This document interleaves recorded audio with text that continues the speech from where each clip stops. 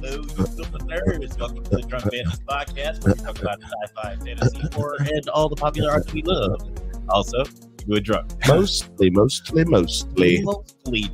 I am joined, as always, by my co-host, Brother Bill. How you doing? I'm doing pretty goddamn good, man. Pretty goddamn good. Awesome. Same. I am very excited about our show tonight. We got a lot of awesome sci-fi shit to get into. We're talking Dark Matter. We're talking the X-Men 97 finale. And as always, we're talking shit. But I would be remiss not to mention our wonderful guest here today.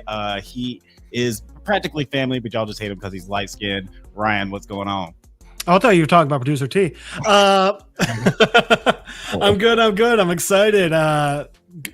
X-Men, great ending to a season, and Dark Matter is coming along really fun. We got some good stuff to talk about tonight. Yeah, boy. I have not seen any of these in quite some time, but I'm excited to recap them because it's going to be like rewatching. Right? It feels like forever when it's just like 4 days. Feels like the first time. I watched so much shit since then. I really have. I watched so much shit. I watched Bodkin. It's a good show. Netflix. Oh yeah, you told me about that. I need to watch. Dope show. Get it in. Watch it. It was dope. I suggest it. Highly suggest it. But yeah, shout out to Ryan Holder over there. How are you doing, Jeff? Still good, thanks. And producer T, how you doing, big dog? I mean, I didn't get to say hi to you. Alex said hi to you. That's a very good point. And that was a supposition on my part. I don't know if that's the right word, but I wanted to say it. It feels right. We got T out here kicking it. I like that hat, man. What kind of hat? What's going on here? This is a grassroots hat from the Grassroots Collective that I bought years ago. Like the first time I ever went to Denver, I went to a shop and bought this hat. I don't even think the shop's still open anymore, but it also has some of my great pins on it. Look at that. My newest one. Fuck yeah. Denverites. Right there. Hilarious. That's all available on T-Pins. Yeah, check my camera's at an angle a little bit, so it's not like I gotta like turn my body. It's the other side. Well, shout out to Morgan. He's up in there, Fifth Bantha. He says, haven't seen Dark Matter yet, but yay for Banthas. That's goddamn right. Yay for Banthas. 9 Nerd Yard said, let's go. Do I owe Tom Brady money for saying that? Like, if I say that, does he get money? I think you're supposed to pay it directly to his ex now. Oh, cool. Yeah. Actually, he the one getting he the one getting alimony. She make 3 times as much money as he's made his whole life. Actually, yeah. Yeah, that's a very good point. Like he became a billionaire by proxy. He married into that. He married into some money, man. Before we get started on our topic, gold digger. We gotta get this. Can we get this closer so I don't have to lean into the? Let's get it in. Let's get close to you guys. How do I get this over there? Okay. Yeah, cool. That looks almost all right. That's professional broadcasting right there, boy. Before we get into the subjects today, I do want to mention first that's you guys should tune in every Thursday to the Bantha Bunch Live, hosted by your favorite cousin's favorite cousin, Bill. Do you know what you guys are talking about this week? Nope. Never do, guys. Tune Never in. Do till I usually know about Tuesday. Okay. And then I'll do something for it. And then I forget to tell everybody. And then I tell everybody when 5 minutes before. Like right I finish the thumbnail. Yeah. I tell everybody. As they put it together. Oh shit. Yeah, you guys should probably watch this. But it'll probably be a documentary. Might be doing Jinx since it's like I didn't want to do it. Chewing it up. Yeah, it's kind of finishing. And I'm like, I didn't want to talk about it at first because it was just like nothing was happening. But now there's been some like slow trickles of information, and that's actually worth talking about. So I'll wait, for that. But I haven't watched this last week's episode, so hopefully it's a lot more interesting. And yeah, we're probably going back to the documentaries, man. Going back to that documentary. Well, yeah, go back to where we started. Right. Yeah, guys, definitely check that out every Thursday. Sorry, I was struggling Every with this Thursday, bottle. 7 p.m. Pacific time. Every Thursday, 7 p.m. Pacific time. It's the Bantha Bunch show with your boy, Bill. Favorite cousin. Your favorite YouTuber's favorite YouTuber.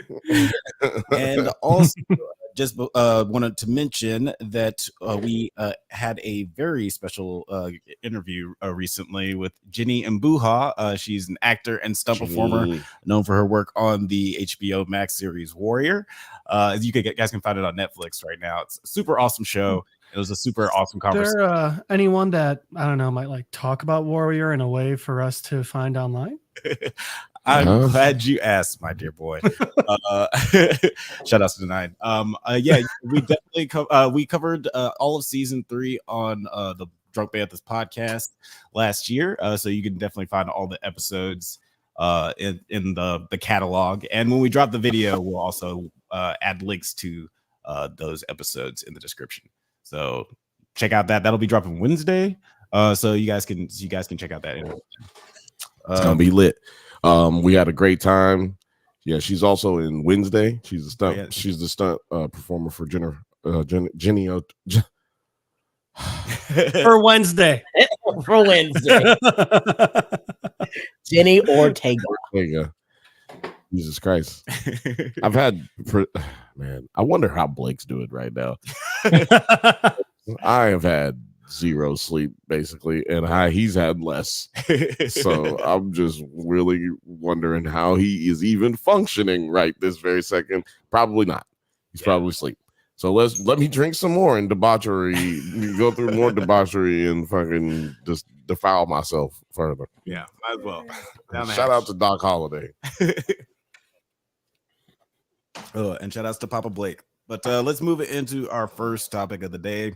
Why, Johnny Ringo, you look like somebody just walked over your grave. Now, every time you say that, like I just picture Walton Goggins as Doc Holliday. What? Because I sound like him? Well, no, because you said that one time is like, when Walton Goggins would be a good Doc Holiday. Now, okay. That's all I could hear. Fallout. Check out the Fallout episodes if you want to go, catch up with what happened there. I mean, they're remaking the American Office. How have we not had a remake of Tombstone yet? Because people are communists.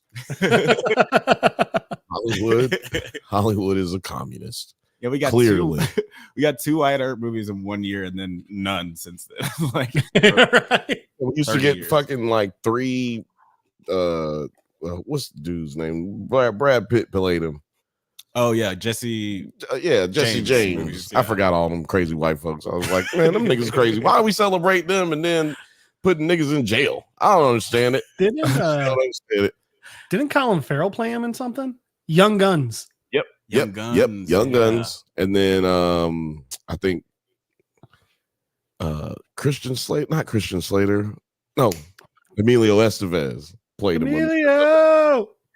Emilio played him, and then Brad Pitt played him. It's like, goddamn, can y'all do something else? Shit, it's all kind of folklore and all kind of shit. Where are Paul Bunyan's and all? Like, what happened to that? Oh man, you remember the movie Tall Tales? Tall Tales. That's why I pulled that out of my Payco. Payco Bill? Pecos Bill. Bill, man. Yeah, I remember loving that movie. It's probably. Oh yeah, it is. We watched it. We did. We watched it recently. We y'all. For Doesn't Hold We Up. wasn't even working. We was just doing it. It's a goddamn shame. Let's get into have you been fluffed, audience? Have we fluffed you enough? Yeah, you getting the vibes? Do you feel like using your fingers to touch the screen and comment? Do it. And we did want to just like do a quick recap of like the first 2 episodes because we did blow through it pretty fast last week. Whitey is rich, Whitey is everywhere, and Whitey comes back to take Whitey. That's it. Yeah. No, pretty much that's it in a nutshell. That's not fair to Whitey. All Whiteys ain't rich. That's true. We sure aren't. Even our main character, physics professor Jason Desson, who lives in Chicago with his wife Daniela and son Charlie in Chicago, he is not very rich. He's living by meager means, but he seems overall like really happy with his life. happy wife, happy kid. Everything's happy. But he does seem to like hate his job a little bit. Doesn't really like how his students don't He's really a teacher, appreciate what he's he hates his job. Yeah, a lot of it, not a little bit. But at least he's a college teacher and not just like, teaching kindergarten or some shit. Which nothing against kindergarten teachers, just saying if you have an advanced physics degree, you might be overqualified. It's interesting that was a college class, and I feel like I learned that in high school. Schrodinger's cat, like the simple basics of what he was explaining was like, I mean, if you're in that class, first of all, these are not like, physics is not like something that you gotta take. It's not a core class. So like, if you're in there, why the fuck ain't you paying attention? Like, goddamn, that doesn't really make sense. This is a $6,000 class. Like, what the fuck are you doing? I don't understand that. It might have knocked out one of their science gen eds. It might have did what now? So at least at ISU, you had to do a couple of different gen eds, general education classes. So you had to round it out, education. And like one of them was just basic science. So maybe. Yeah, maybe. Morgan, the fifth Banthas said, Terry, what's on that hat tonight? And he already responded about that earlier. It's the Grassroots Collective. Go out there and check it out if you can, maybe. But you might be lost. You might have a lot of trouble getting that done. It might not be successful. But it is a cool hat. You gotta mix up your curse words. You can't cuss the whole time. You can cuss a little bit, but you gotta switch it up. You gotta be like a ninja so that YouTube don't, YouTube is our work daddy, and our work daddy don't play no games. You got a cricket palette back there. We love you, work daddy. We learn from Coonskin. He got a cricket paddle back there, and he don't play no games. Okay, you ever been hit with a cricket paddle? No, I've not. Man, that shit is ridiculous. Capital punishment is illegal. It decapitates zombies easily. Think of what it does. Booty cheeks. Zombies, think about what a cricket. I had a cricket mallet hit me on the Duke one time. You only need one. Yeah, you only need one. It does make me think of that scene in Killers of the Flower Moon where Robert De Niro paddles Leonardo DiCaprio. Just one of the funniest scenes in all of cinema. Wait a minute. It was played for drama, I haven't seen the movie, but goddamn, I know that Leonardo DiCaprio plays a grown ass man. So what in the absolute? It was a weird scene. It was hilarious. It was hilarious. Man, hell no, that's an ass whooping. Yeah, literally. You did bring up Schrodinger's cat, and I thought it was interesting, like the way it's used in this show, because I have the basic idea of what Schrodinger's cat like thing is as well, but I've never thought of it in a multiversal traversing like application. That was well. Good. It's part of the. And then you said a lot of words that somehow actually ended up landing where you wanted to get to. That's how I do. Sir. Good job. Fucking amazing. That's why I learned all these vocab words. It's like, if I throw enough of these words in front of me, I'm going to be able to build a bridge to where I want to go. What were you about to say, Ryan? Okay, Michael Scott. Sometimes I start a sentence and I don't even know where it's going to end up. Exactly. Right. But Schrodinger's cat is actually a big part of the quantum suicide and multiversal immortality theory. So that's actually why he was talking about it. Okay. Right. Because it leads us into our storyline. Mm-hmm. The idea is that in a multiversal situation, every possible choice to a decision has been made. So with Schrodinger's cat, there's the point of Schrodinger's cat is that until it's observed, the cat is both alive and dead. Whereas in the multiversal immortality theory, it's that everyone's immortal because while you might die in this multiverse, in this universe, another version of you has survived because it made that different choice. Right. And so it goes on. And then, so the Schrodinger cat situation is just a different, it's an interpretation of the same thing and just the big part of it is the observer. The difference in this one is you're the observer. So yeah, and the way that they actually enact the time or multiversal traveling is pretty interesting. Down to like the drug that you have to take. Like I didn't even as an aspect of it. But yeah, we'll get into that in a little bit. But yeah, just fully do a little bit more recapping on the last 2 episodes. Jason, he is kidnapped basically by himself from another universe, and he swaps places with him just so he can basically get his ex-girlfriend back. Which I feel like we all saw the entire time. He's like, "Who are you? Who are you?" It's like, dude, it's you. Yeah, that's you. Yeah, you don't. I don't know why you're confused.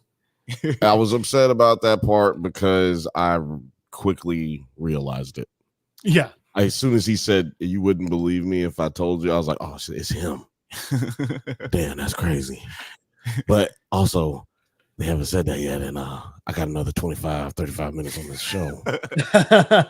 Yeah, I will say that is one complaint I've had for like even this 3rd episode is that the pacing is a little slow. Like I feel like it's just Uncle Owen.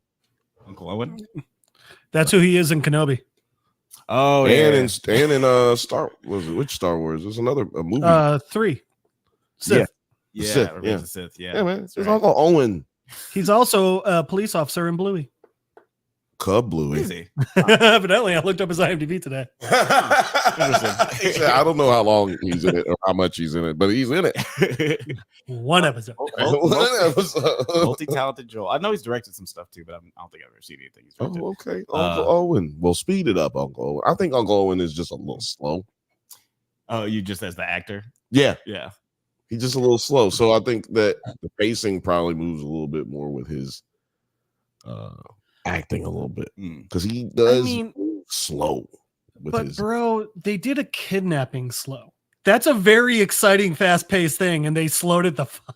He was. I kind of wasn't mad at that because he was drunk when he, so he was like, if we're looking at it from his point of view, kind of like in his mindset, it's a little like whoa, like slow because he's drunk. But yeah, it moved. It all moves slow. Yeah. Is it funny that when he's driving away, I was sitting there, I was like, man, he's drunk. You really probably shouldn't be driving right now. Yeah, that's exactly. Maybe say something. I was literally thinking, why doesn't he take an Uber? Like his wife just talked about how the place isn't that far away, right? Close. Yeah, he could probably just walk home. Yeah, but it's dark. You're drunk. Like if you're drunk, hold on, man. I need some public service announcement music. What do I got here? You have anything public service announcement? I just got this.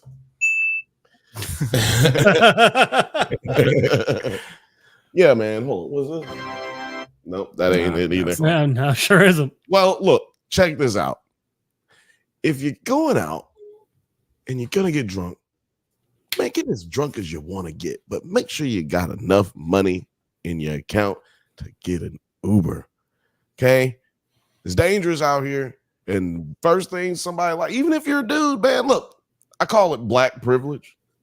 Black privilege is that you go around walking them around outside 3 o'clock in the morning. You don't even be thinking about somebody could probably rob you. Which, yeah, if you're a tall black person, you don't really have to walking around in white neighborhoods. I'm not worried about somebody robbing me. I'm not worried about. I was on my walk today, and like this kind of like shady Mexican guy in a hoodie was like kind of also in the area, and all the white people were like walking their dogs, walking on the other side of the street of them and everything. And I walked by and was like, I know this nigga ain't about to rob me. Oh, man. Lord Slugs said, message. We got to cover that one. That's got to be a Doesn't Hold Up episode. I don't give a fuck. I'll be on that one. You'll have to get rid of the criteria. We're just going to just do stuff that I want to do. I think that one's got a pretty. It's probably going to fall into the criteria, but still, if it doesn't, it's getting overridden. So after the 2 Jasons swap places, we get this like nice little Nintendo Switch sound effect. Fucking sound effect. Yeah, I need that clap so that we can do it on here. Yeah, we can find that. That'll be easy. next episode. Of Dragon Ball Z.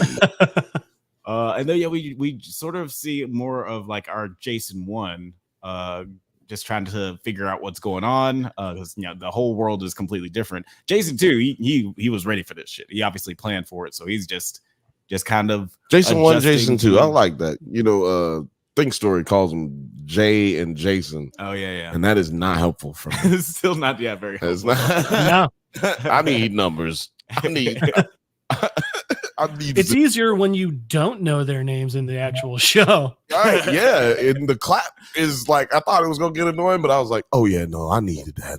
Yeah, 100%. I needed that. As soon as them scratches heal on J1's face, nigga, I'm not gonna know what's going on. Not at all. They just find excuses for his hand to be in every shot. So you can tell which one's which. Yeah. You know what? I did notice that in episode 3. But in episode 2, yeah, he wraps his finger with a rubber band so he can remember that he's not crazy. Right. And then they shoot his wife in the head. Yeah. Well, Right. it's not his wife. Mhm. Is his J2's side bitch from back in the day that he had got pregnant, and then he was like, bitch, you better lose And it. he was like, girl, Roe v. Wade is still around. You're getting rid of this thing. He's like, look, we can do this the easy way, or we can do this the hard way. Yeah, this is pretty cool, because like I feel like this storyline is like what if Walter White didn't get cancer, he would have figured out a way to travel through time to get Skylar To back, switch. or to get To just switch, but he just would switch bodies with another dude. He just would do it because Walter White was a whole asshole. He was a whole cunt. Yeah, Walter White was a piece of shit. That's all that show is about, by the It way. would have been so nice if he just never got the cancer. Yeah, right. Hey, he was. Man, The cancer is the only reason he did it. yeah, he's a ticking time bomb, man. Yeah. It's crazy. He would have done something terrible at some point. But codependent on other terrible people. Isn't that crazy? Like all of a sudden, I'm not doing breakdowns for free.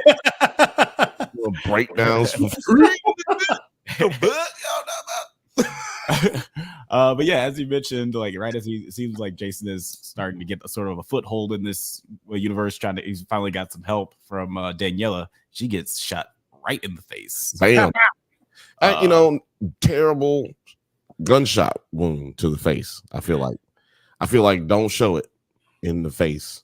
Don't shoot don't shoot people in the face if you can't make it look like you shot them in the face. If it's too graphic for the channel that you're on or whatever it is, then just don't do it.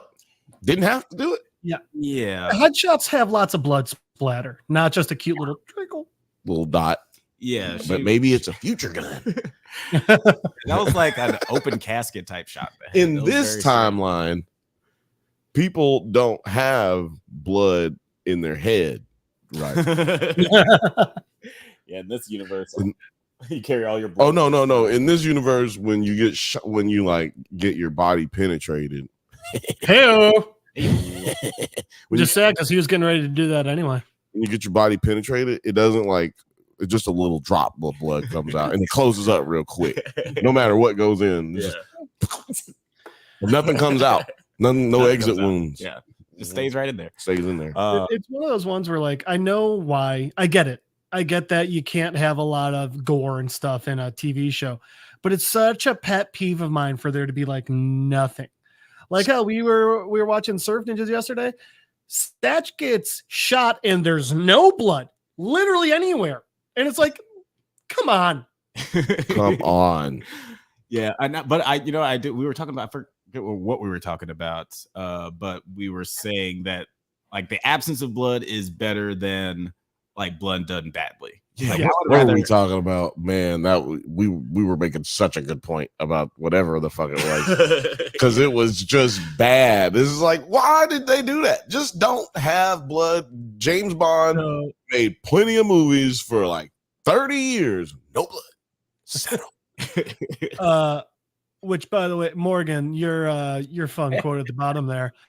Morgan CIA Stanley. just testified they have weapons with no entry or exit wound that make you think you're insane. They also take months. It's not like a gun. Like, it's extended exposure. It's actually what they think Hey, happened there's to the heart attack gun that makes a dot on you. Ours out good. No. There's a poop gun. That's crazy. The brown note. Was a poop gun? Well, I mean the poop. I have the poop gun, but I just use it when I get constipated. So I use it. I have it sitting on the toilet. I just imagine you just shooting yourself on the toilet. Yeah, just violently That- shitting. Just called prune juice. If I'm in there longer than 5 minutes, I just gotta hit that motherfucker. Bam! All right. It's just a super soaker filled with prune juice. Prune juice. That should be funny. I don't mind prune juice. It just makes things happen. Yeah, it's just a very active substance. It's actually their catchphrase. Prune juice. We make things happen. We make You know things happen. who looks like they eat or they drink a lot of prune juice? The Jason. black dude in this show. He This does. dude is wild fucking corny. But Yeah. also, I think I figured it out, Alex. This nigga's not American. I haven't looked it up at all. I'm gonna go Nigerian. Because when he started getting angry, he was like talking. I was like, he went from saying, "Look, what do you want us to do? I don't understand. Why can't you understand where we are right now? We have worked too hard." What? Go ahead, Jeff. You got it right on the money. Oh, there you go. Vindication, sweet vindication. What a wonderful day! In 2003, Okeniyi moved. The youngest of 5 siblings moved from Nigeria with his family to the United States. It's down there. Are you looking for YouTube? No, Or Dark Matter? There it is. there it is. His first name's a lot easier to pronounce. Dio. Yeah, there you go. Because you were a brave young man. Let me just tell you something. You went in hard. You just jumped I'll right. be honest. There is one and only one reason why I did, and that's because they have the pronunciation written out phonetically. Otherwise, I wasn't gonna get that shot off. That's a good reason. I still don't think I would have tried it. I think I left it going. Wait, he's a Sith? A Sith. Sith. A simp. Yeah. Well, this guy right here. First of all, 2 things that I gotta go on. Like, so I didn't like the accent. Like I said, like his accent, he lost it. I don't know what happened. Just Africa came up out of him. He just couldn't help it. Couldn't help it. One compliment. Well, this actually goes to the MUA. Black haircuts have come a long way on their lineups. Like, Well, hold I'll on. say that First of the other all, day. this nigga did. I guarantee you, this was not an on-set haircut. No. That's actually my problem. This nigga ain't nobody combing no heads on the set in between shots. Ain't nobody combing no heads. Is that what we doing? You saw some inconsistent. Look at the niggas. What? The naps, man. The naps. What you mean inconsistency? I see some inconsistency on the levels of his hair and the way his hair is, son. You got to get the pick. but I mean, at least he has a lineup though. No, the lineup is fresh, but I'm like I said, that was from the day before at Julius's shop. He went to Julius' shop and got Julius to give him that butter edge up right there and the little fade on by the ears, you know. Yeah. But How he can would you go tell set- the employee in charge of consistency is white? Somebody let this. I don't see the difference. I'm saying, like, you know, we black people, you know, you've been 12 hours sitting around doing all kind of shit. You know what I mean? Like, you might need somebody to pop. It's like if you go on an all black set, it's a nigga somewhere, makeup dude with a brush. Right. Yeah. I mean, With a brush, because he ready to brush your head like boom, boom, boom. Like, we need more black makeup people on set, man. Yeah, that's a common problem in a lot of Hollywood sets. I always talk a lot about of black women. I've heard a lot of black actresses talk about. Yeah, Like, out there getting these cosmetology degrees, you don't have to work in the shop. You can come to Hollywood. You really It's a can. damn thing, okay? Jeez. I know y'all out there still taking them Cosmo classes. Y'all don't have to go to the shops. Come out to Hollywood. They need you. But what? Look at this man. Look at him. Look at him. He needs you. But yeah, I'm not a big fan of that actor on this show. But he doesn't like ruin it for me. But I don't feel like he is as menacing as he should feel. Sorry. I don't feel like he's as menacing as he should feel right now. Do you feel the same way, Ryan? Are you feeling his? Are you scared of this guy? It's more one of those like you kind of want to laugh when he gets mad. Like, buddy, come on, really? We're pulling this. He's kind okay. Whatever you say, Elon Musk. Oh, yeah. It's like when the substitute teacher gets mad. It was like, okay, right. I don't really. Okay, what are you gonna do? Buy Instagram and tear it apart? Oh no. Oh no. Okay. Yeah, and like if we don't see him driving a Cybertruck at some point in this show, it's a missed opportunity. He seems like a Cybertruck guy. You think that Elon had it together enough to fucking make sure that a functioning Cybertruck got over to a set? You got the jokes today. You got the jokes today, Jeff. So in this episode, we do find out that they hinted toward in previous episodes that other people had gone into the box. What's in the box? What's in the box? Apparently, a whole bunch of dead people. Gwyneth's fucking head. Rim shot. We had 3 other people other than Jason that went into the box. Trio. One of them being Dawn. Who is that was Daniela's like lawyer friend in like the sacred time. Dawn or Blair? Oh, Blair. Yeah, Blair. Exactly. But yeah, that was like interesting that there are these people that are the hot black lady with the short hair. Yeah. Mm-hmm. Oh yeah, she is stunning. No, is Blair. No, sorry. She's Blair. Blair stunning Dawn. But yeah, like what did you guys think of just like the reveal that that other people had gone in and Jason had figured out the way to travel back and forth, and Leighton just kind of trying to figure out how he did it, basically. Brian, did you find that intriguing, just like the mystery of how he's doing this? So it gave me more questions as well. So it did answer one thing, which he's been Dick Jason's been missing for a year. Well, this is why. He was building a box in that reality so he could send the other one back. Although I don't know why. I mean, like, why don't you just kill lame Jason, Yeah. Maybe that causes some type of disruption paradox. In time theory, you're not supposed to interact with your other self. Right. That causes a paradox. So maybe they've figured out. So maybe there's some theory out there. I mean, look, we're not physicists, right? So maybe there's some theory out there that says that he can't kill himself. Right. You know what I mean? And maybe I don't know. But the other thing was wondering, does he know I guess he must have a way to direct the travel, because he could have ended up in any multiversal reality, but he ended up in Lane Jason's one. So my other question is, those other 3 missing people, did they go to this? Did they go to 616 Earth as well, or are they on different ones? And that's the last big question I have left over, is because everyone's like, oh, I'll bet they're over there too, and I'm just sitting here like, why are you just automatically assuming that?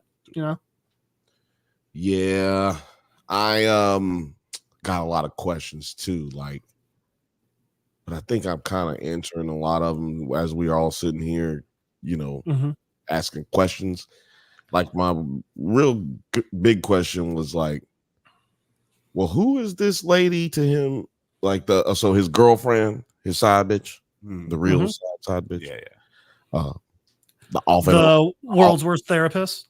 World's worst therapist. World's most unethical therapist. Right. She where is she at in his universe, right? And that when they sent the 4 people back, okay, so yeah, Blair ended up at, like, Blair went out and never came back, but how did he know this Blair is his Blair? Right. Right. And like, even if so, maybe that Blair went to a different door. Like, how do you know what door you go into? And like, how did Jason 2, how did he know which door to go through? Right. He's clearly done some crazy math. Yeah. Because he's got all these cell phones and stuff. When we see him go to his little hideaway, little spot, he's got all these cell phones charging. And some of them phones, I can tell you, man, they don't stay charged. I don't know why he even the battery life on some of those, man. He's gonna be just using them chargers all the time. But he's got like 20 fucking phones, man. For what? And like, how did he get all this stuff set up? What, did he send money to himself or something? Like, how is he rich in the time that he's not rich? I was wondering that too. My only conclusion I came to when he was walking in with that bag was just full of fucking money that he stole from basically himself. Yeah. That would make sense. That would be great. I guess you wouldn't even need to steal if depending on how rich he is, you don't have to steal that much for you to be good at, right? With a life from a dude who's broke. Yeah.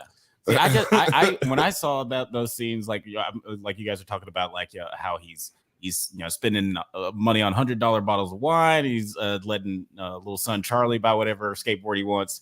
He's kind of like aloof about money. I kind of just saw that as like, we're gonna see the other shoe drop like in the next episode where Danielle's like, yo, why are you spending so much goddamn money? Like, like bills through the roof. And he's just like not used to not having money because he's just a wealthy guy. He's been wealthy. See, I don't think that would be the actions of a man who just went through multiple dimensions and found the one dimension in which he marries the girl of his dreams. And he's calculated all of these things to the point where he even has guns. I'm like, nigga, where are you getting stuff from? My God, I need to see video of him going into the box. Right. And where do you just come out at? Yeah. You just come out at a place where they got a box. How they got a box? Where there wasn't a box. Well, he built one. First, the chicken or the egg. No, I'm saying, look, so he builds the box, right? Okay. So then he goes into the box, right? Yeah, where did you come out at the first time? Oh, and then he just Lake Michigan. Boom. Very cold day. Very cold. Hey, change your life. You jump in Lake Michigan right now. It will change your motherfucking life. Yeah. And I don't know matter what month it is. I don't care what month it is. Yeah, it could be 98 degrees outside, hot. You jump your ass in Lake Michigan, boy. It's gonna change your life. I can't say it no other way. Let's just say the mob really loved Lake Michigan. The bodies don't float. It's too cold. Too cold. Some that body just gonna freeze there. Hey, don't worry about it. It's okay. Observation. I like it. Hey man, we learn things here at the Drunk Banthas. We learn things here at Nerds at Night. That's what we do. That's what we do. It's edutainment over here. Professor Jeff. What we're talking about, Jason's. Oh, because of this guy. Who? Michio Kaku. I love him. I know some of those great words. for This book is amazing. What is? Well, you know what? You show it to me. You show it to me later. We not promote other people. It's a book about how there are actually. So we see in 3 dimensions, right? Mm-hmm. Yeah, there's 10. What? Yeah, I thought it was. Yeah, they proved it with math. I thought it was 12, but yeah, 10 dimensions. But yeah, man, it's a lot of dimensions, fool. Yeah, you lost me when you said math. So I don't know if I'm gonna. I am very concerned with my camera. Speaking of other dimensions, as you notice, this camera is on autofocus for when I move. And when I'm just chilling, sometimes it keeps making the way background like focus up on me. So I'm like, there's something from another dimension behind me, huh? Bro, get cool with your out. Hold on, I'm like, you'll notice that it'll all of a sudden just get real cool with your ghost roommates. That is crazy. Yeah, your camera can see shit that you can't. That's a little scary. Nine Nerd Yard said 3 body problem says 10 dimensions. Mm-hmm. So yeah, it's official. It's 10 of them. Yeah, it's a science. It said it in a book. True. It said it in a science fiction book. But what do you? While we're talking about Jason's paramours, because they do allude that him and Blair had a emotional relationship. At least the detective Mason said that. The detective thinks they fucked. Yeah. Who? Detective Blair? Mason. Like that was the one who came in and interviewed Leighton to figure out. I guess like what's happened to Jason because he's been missing for a while. And he Also, the white lady. Yeah. The one who does have an accent and doesn't try to hide it. Right. You know what caught me off guard about her? She came out of nowhere. Yeah. And then Right? You had no idea she's a detective until halfway through the conversation. Yeah. Yeah, she doesn't give me cop vibes at all. This is how I felt when I saw her. It don't matter. That's how I felt. Yeah, like she seemed kind of superfluous. It's like, are you just here for like exposition? She was Right. like, We don't see you again. she was like, I'm just here for a good time, baby. Because I love how Leighton was just super antagonistic with her the entire time. It's like, dude, I don't give a shit how much money you have. She's a cop investigating something you did. Yeah, you've had a lot of people disappear at your company. Like you have things to explain. Yeah. Yeah. He's like even snippy about. She don't just, even know about that though. Remember, she was She just knows there. about 2. Yeah, but that's what I'm saying. She was just there for this, but they said 4. Yeah, it's like, oh, y'all even know about the other 2. Yeah, we can explain. Or that lady we can shot. explain the last 2, but Right. I don't know what to tell you about them first 2, baby girl. We still trying to figure that out ourselves. It also super sounded like the first one was just like a random janitor that went in or some shit. She's like, it's just some employee. Yeah, don't worry about that. Don't worry about A that. volunteer. Right? Yeah, Like I'm just what's her face from Family Guy? No. And she's like Windexing shit. so when we see these volunteers in the future, because I'm assuming we'll see something that shows us like what happened, right? Like, Yeah. so when we see these people in the future, y'all think that it's gonna be volunteering, or you think it's gonna be volunteering when like They were voluntold. niggas got voluntold, exactly. Somebody got guns with bayonets on them, like get your ass in that box. No, it's cool. You don't got to go in if you don't want to, while they're slightly stabbing them. Yo, you feel very stabby, sir. You say that I don't have to go, but I feel like this is a very stabby situation. Yeah. One scene they're drinking a glass of water, and then the next scene they just woke up in the box. It's like, wait, what happened? But that's how. So, like in the 3rd episode, like I'm just jumping around, but like we get to see how the box works. Yeah, and it's almost like some leap of faith type shit. Yeah, you know what I'm saying? It's like, look, you have to be completely what do you say? Not cognizant, but the opposite of cognizant. Yeah, like you have to be completely unaware of what your surroundings are. But the only way you can really do that is if somebody like hits you over the head. But they found this medicine that Ryan created. Right. And it makes you basically it's a fucking date rape drug is what it seems like. You take it. It's a super roofie. Yeah, you're like, damn thing happened yourself and jump into this multi-universal box and see what happens. And then you wake up and now you're insane because there's an infinite amount of doors or something. Everybody keeps saying those doors. I was watching it during the day and there was a glare on my television, so it was dark. And I'm like, okay, I get it. It's infinite, whatever they seeing. Yeah. And everybody's like, oh, it's doors. I'm like, okay, there was doors, like a handle, like a door handle. Yeah, I definitely I saw some reviews saying that it was an infinite number of doors. I didn't really see doors either. I just saw I thought it was just a long hallway. Liars. Fucking liars. I mean, maybe there was some doors on the side. It was dark. It was dark. And like where, like again, like how to. So that scene right there, the ending of the episode, it got me. You know what I'm saying? Like, we've all mentioned the problems that we have with the pacing, but you can tell when you're reading a good script or watching a good script, right? Because it still got us going, oh, well, how did they do this?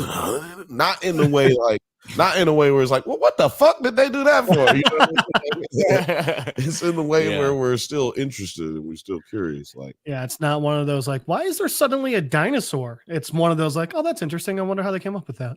Yeah, exactly. And I feel like the pacing is intentional because I think they want to make this like they want this to go 3-4 seasons.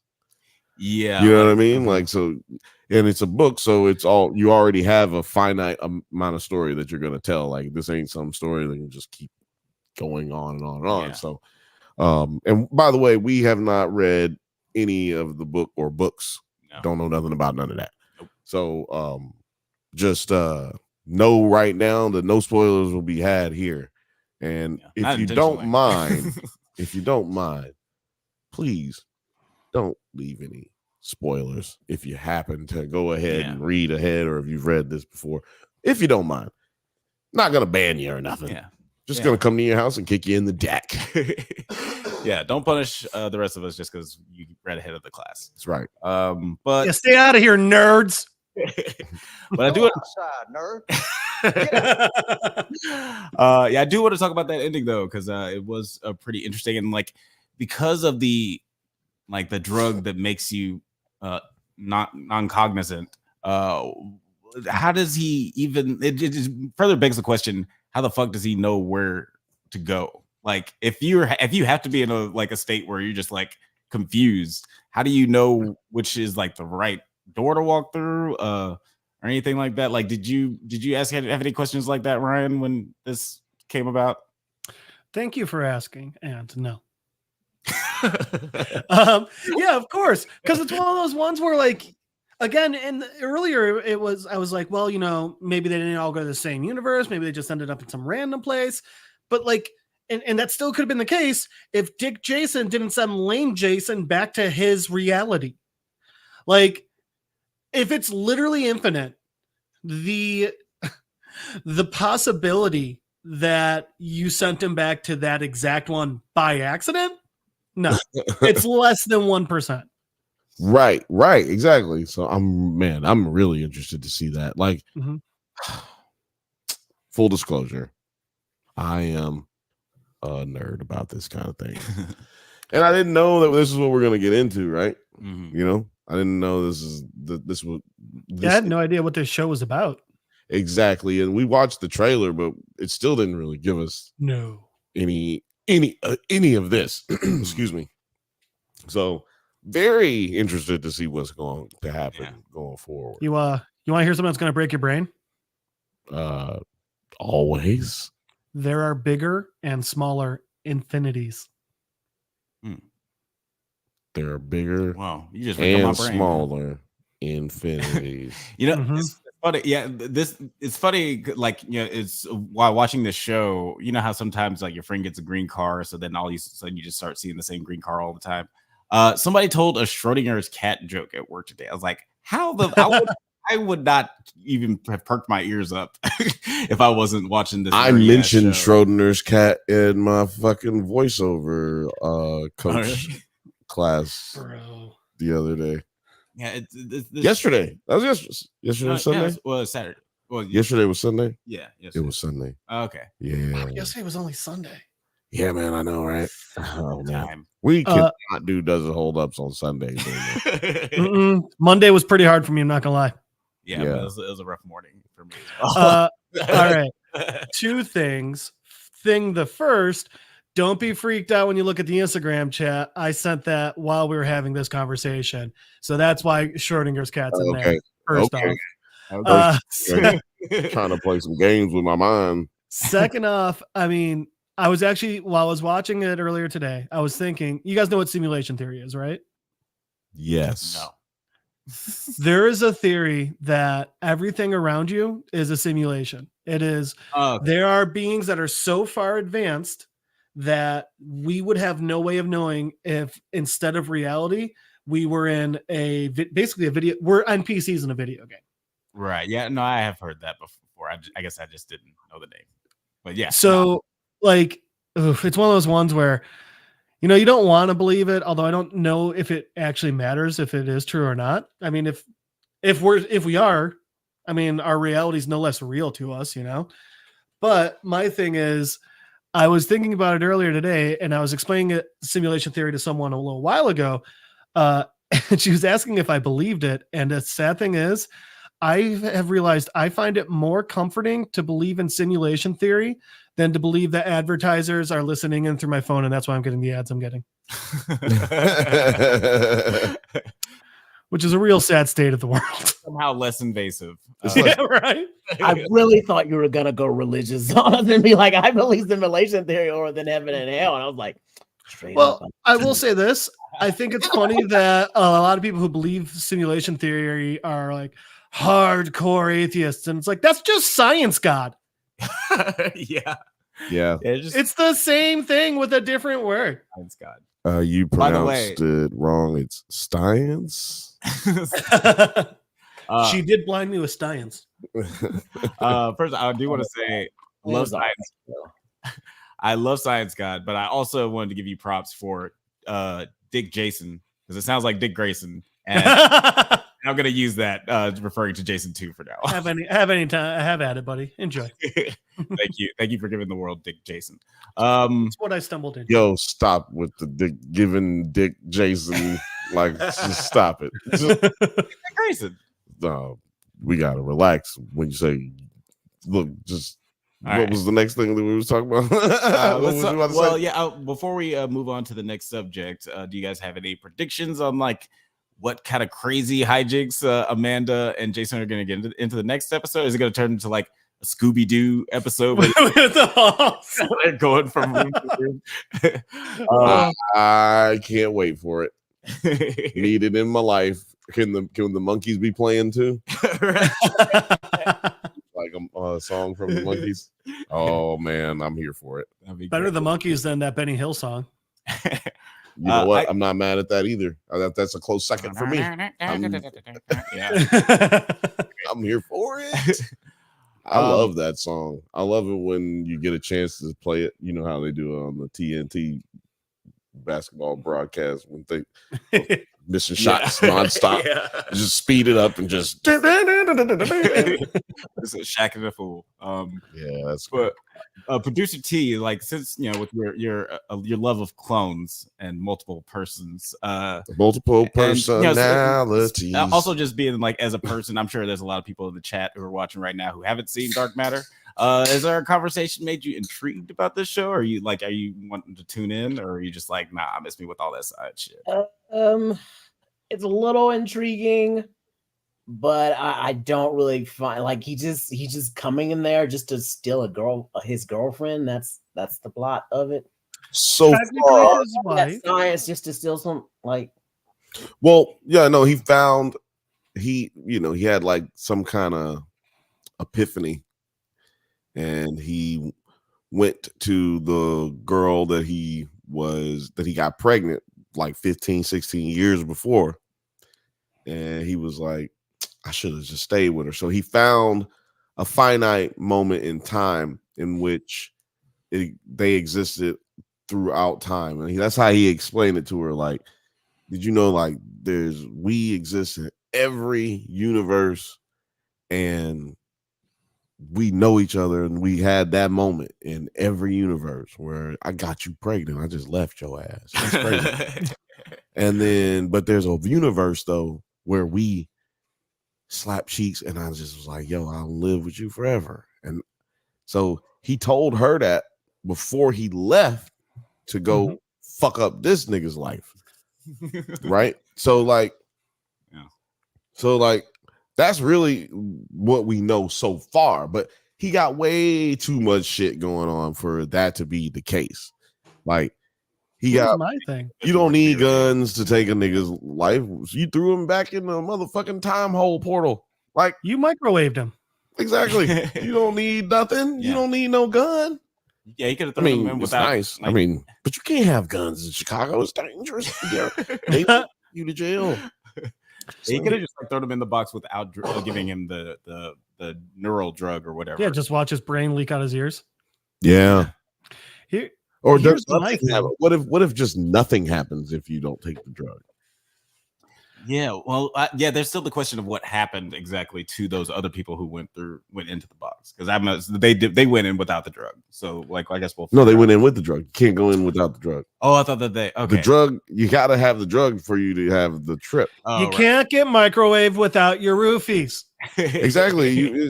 Basically you're taking acid, right? Mm-hmm. You're taking a drug that's going to make you so disoriented that by the time you wake up, which was 4 minutes later, right? Was it 4 minutes? 3 minutes. 3 minutes. Yeah. So by the time you wake up, the drug has worn itself off, but now you're in this place. I like that for this reason. It's talking about simulation theory and all that stuff. It's if I'm not aware of what or cognizant of what it is, then what makes it? You know what I mean? And since they've got the box that's keeping out radio waves, is keeping out radiation, is keeping out, it's like a super deprivation tank. Yeah. Then the idea that, in Stranger Things, and we know that the Russians also tried this in real life, and we probably was trying it too.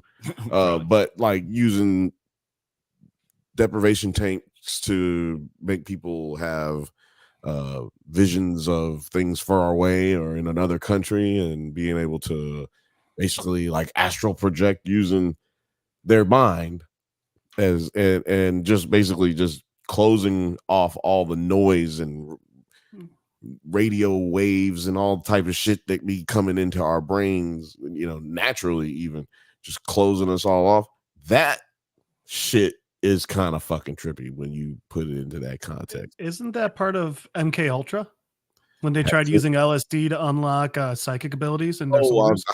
You said, isn't that a part of MK Ultra? I said, hadn't seen it. That's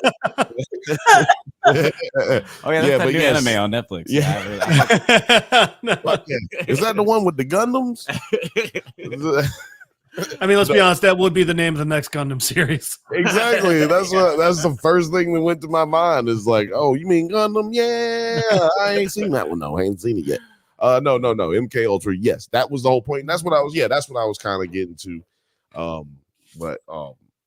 Man, that's just crazy, right? If you think about it, what if right now you just fucking was disoriented enough where you didn't know where you were for however long, 4 minutes, 3 minutes. I think I did that last night.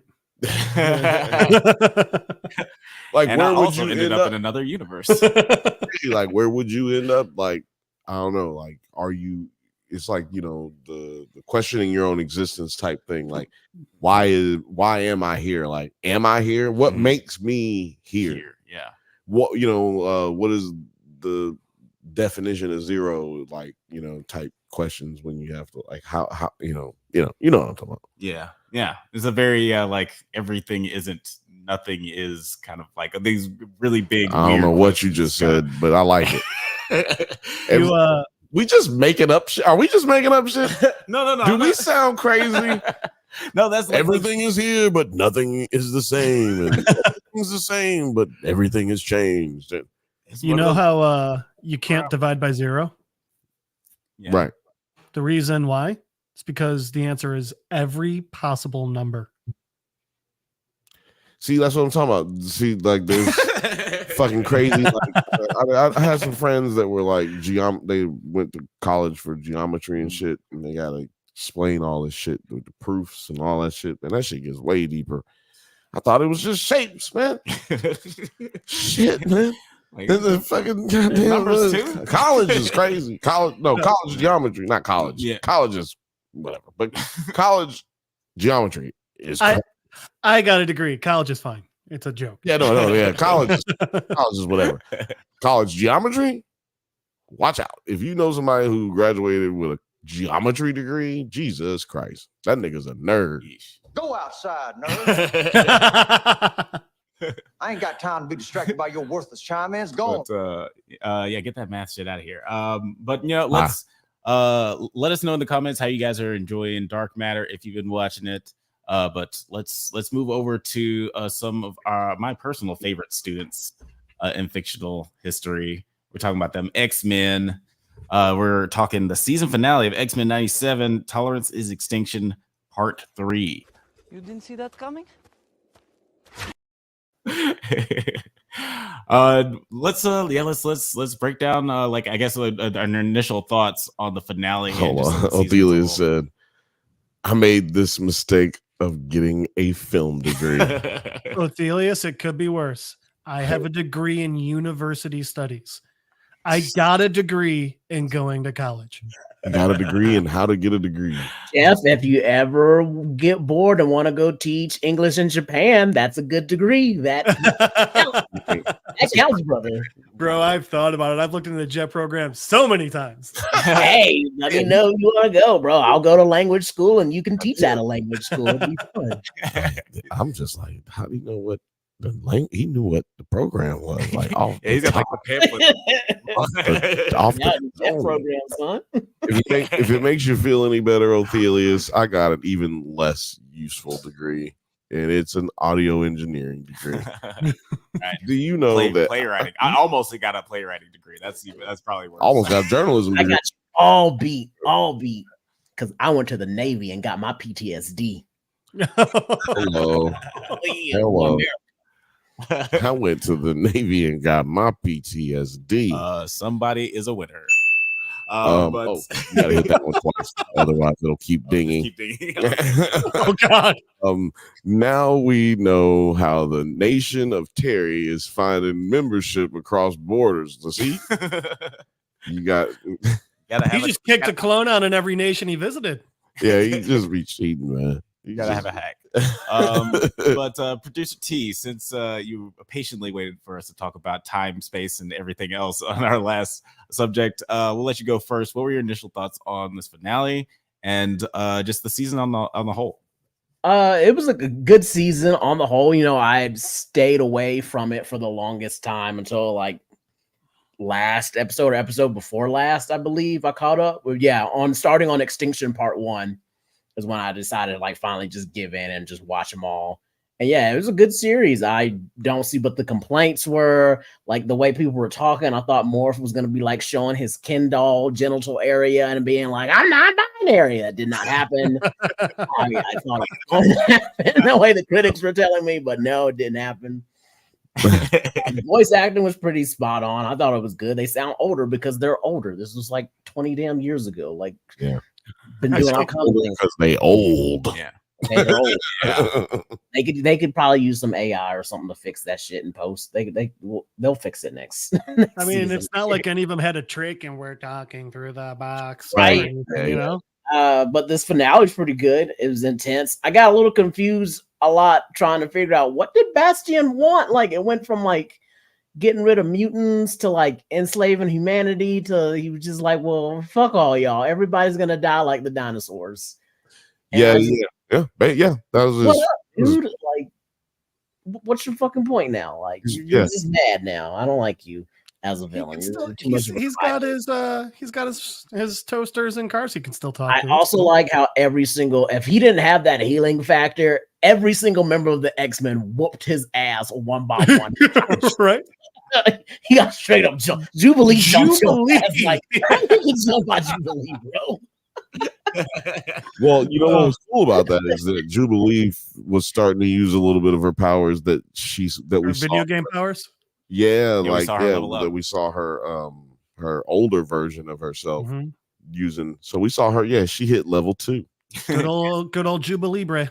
She is in the longest fucking RPG game of all fucking time. Right? Yeah, she's not putting in the reps, you know. She's just she just be fucking putting the controller. She got a lot of work. You know, she in medical school.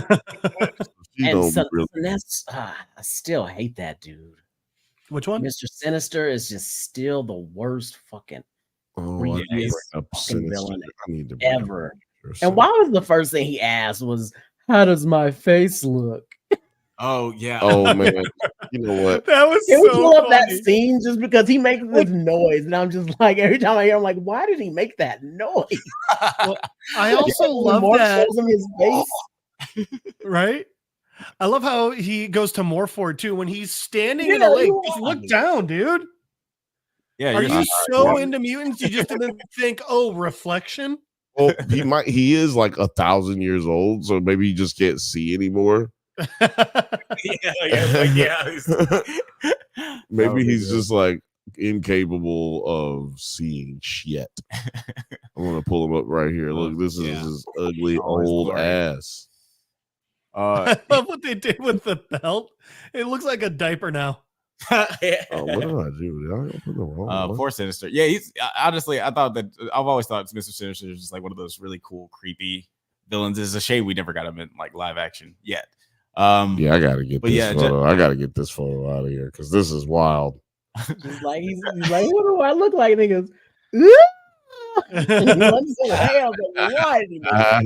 I love how happy Morph was. Like, oh, you ugly bitch. Look the same to me. Don't ask the comedian what you look like. Right. But you know what, Alex? That would be a great little backstory for Morph. Oh yeah, if he was a like just make him, let's because he wasn't ever in the comic. Mm-hmm. So let's just make Morph a former comedian, and then he found out he was, a mutant. That would make a lot of sense.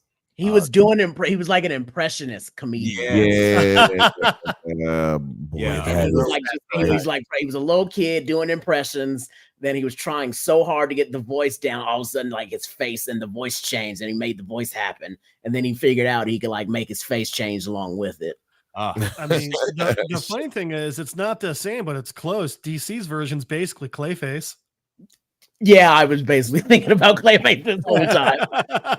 When it came out of my mouth, I was like, that sounds like Clayface. We can do like a Clayface like / Joker backstory. He got liver spots, cuz. Right? They gave him yeah, they would. Yo, son, he got liver spots, dog. Yeah, liver. They gave him a liver spot. Mr. Burns. Jeff, I do want to get your initial thoughts on this episode, but I want to jump in the chat real quick. Do it. Mr. Anti-Idiotic is back. He said, my MCU X-Men fan cast the guy who played Nightwing from Titans as Cyclops, Jason Isaacs as Magneto, Keke Palmer as Rogue, and Rowan Blanchard as Kitty Pryde, and Christian Bale as Professor X. Mr. Anti-Idiotic, good memory. That's what we was talking about last week when he came on. Yeah. Thanks for coming back on. Shit, nigga, I forgot about that. I should have got my list together. God damn it. Right? It's like I forgot to make that list. I do love Keke Palmer as Rogue, and I like Jason Isaacs as Magneto. Keke Palmer as Rogue. There's a lot of black. There's a lot of black black characters in Marvel comics. You don't have to like race bait and change shit. It's actually, I'm just saying, like, we can actually celebrate the real characters that's actually out there. Right. I hate when they do that, honestly. Especially when it's just so unnecessary. It's unnecessary. When there's just other characters we can add. Spiderman We can create new ones. It's not like we can't create new ones, but even still, we don't even have to create the new ones because they're there. I also like to get like a good Storm, like a good representation Storm. I never really loved Halle Berry as Storm, or like the new character they had as Storm. Like I would have loved, like back in the day, Angela Bassett as Storm would have been fucking rad, but we never got that. I will be for anything you put Halle Berry in. Oh my god, except for Catwoman. Oh yeah. R.I.P. Catwoman. Thelius Maximus says in the chat, make Keke Palmer Rogue. I support this casting. All right, so we got 2 for, 2 against. Nine said in the chat, I've been writing about how everything is woke until it's good. It's funny how many of those type of YouTubers were saying this show was going to bomb before they even watched it. Yeah, it's a very common thing in the internet. People hate shit before they even see it. Look at the original Captain Marvel movie. They had Rotten Tomatoes had to take fan scores off of it because people were review bombing it before the movie even came out. the Harley Quinn cartoon show made a fucking episode about that exact joke. Yeah, well, Yeah, it's because actually, America yeah. hates women. Duh. Yeah. Hold on, I'm gonna read this comment as well. Yes. Athelia's back. Yes, I saw that picture today. Steve Harvey after. Wow. That's great. I saw it was like two comparisons with him, one with his flat top, and then when he went bald, it was like Sinister, then Sinister after the Phoenix. And Little Frothy said, "Hey-o." I'll also say Stan Lee was actually once asked, like, hey, why don't you make a version where Peter Parker's gay? And he said flat out, because Peter Parker's not gay. That's ridiculous. You have so many great characters, make your own great character and give that part of their story. And that's actually a part of why we got Miles. Exactly. Well, we also have gay characters in X-Men. In X-Men and Marvel in general, like all throughout Marvel. I mean, they even insinuate that, Cyclops be popping Wolverine's cheeks too. You know what I'm saying? Like they got a thing. It's a triangle, but not just like a triangle. You know what I'm saying? Like you have things have to connect. So, question to think about: would you go with Morph then? Would I fuck Morph? Is that what you're saying? Yeah. Oh, yeah. Not me. There's no difference between Mystique and Morph. There really isn't. That also, I mean, man, I want to date a cosplayer for that exact same fucking reason. No, in the comic books, they actually make it to where Nightcrawler is not. She's not Nightcrawler's not the mother no more. She's Nightcrawler's boom. So no, I mean, like, but that's so all. There's no difference. There's no difference between Mystique and Morph now. And I never said I was fucking Mystique. I did. I did. So, I did. line it up. Own it. I'll do either. Yeah, same. Athelia said in the chat they need to cast a dark-skinned actress to play Storm. I was actually trying to put in the universe for Michaela Cole to be Storm, but she ended up being just a forgettable character in Black Panther instead. Nine said I would like Kiki to playing every character. Yeah, let's just have her out there like fucking Terry. Just 80 of them. 80 Kiki Palmer's playing. Ophelia said, Kiki is Cyclops. Ophelia said, I feel like there's a universe out there where Spider-Man is gay. Oh yeah. Yes, but not. I think the point was it's not Peter Parker. Don't make Spider-Man gay. Don't make Peter Parker gay. Yeah, that's what I'm saying. Yeah, like how Miles, there's a black Spider-Man, but it's not Peter Parker. Exactly. Right. No, there's they actually made Sony sign up, like that's a part of the deal with Marvel. It's like they can't change Peter Parker. Yeah, Peter Parker can't be black, can't be a woman, can't be gay. Peter Parker is motherfucking Peter Parker. I agree with that kind of shit.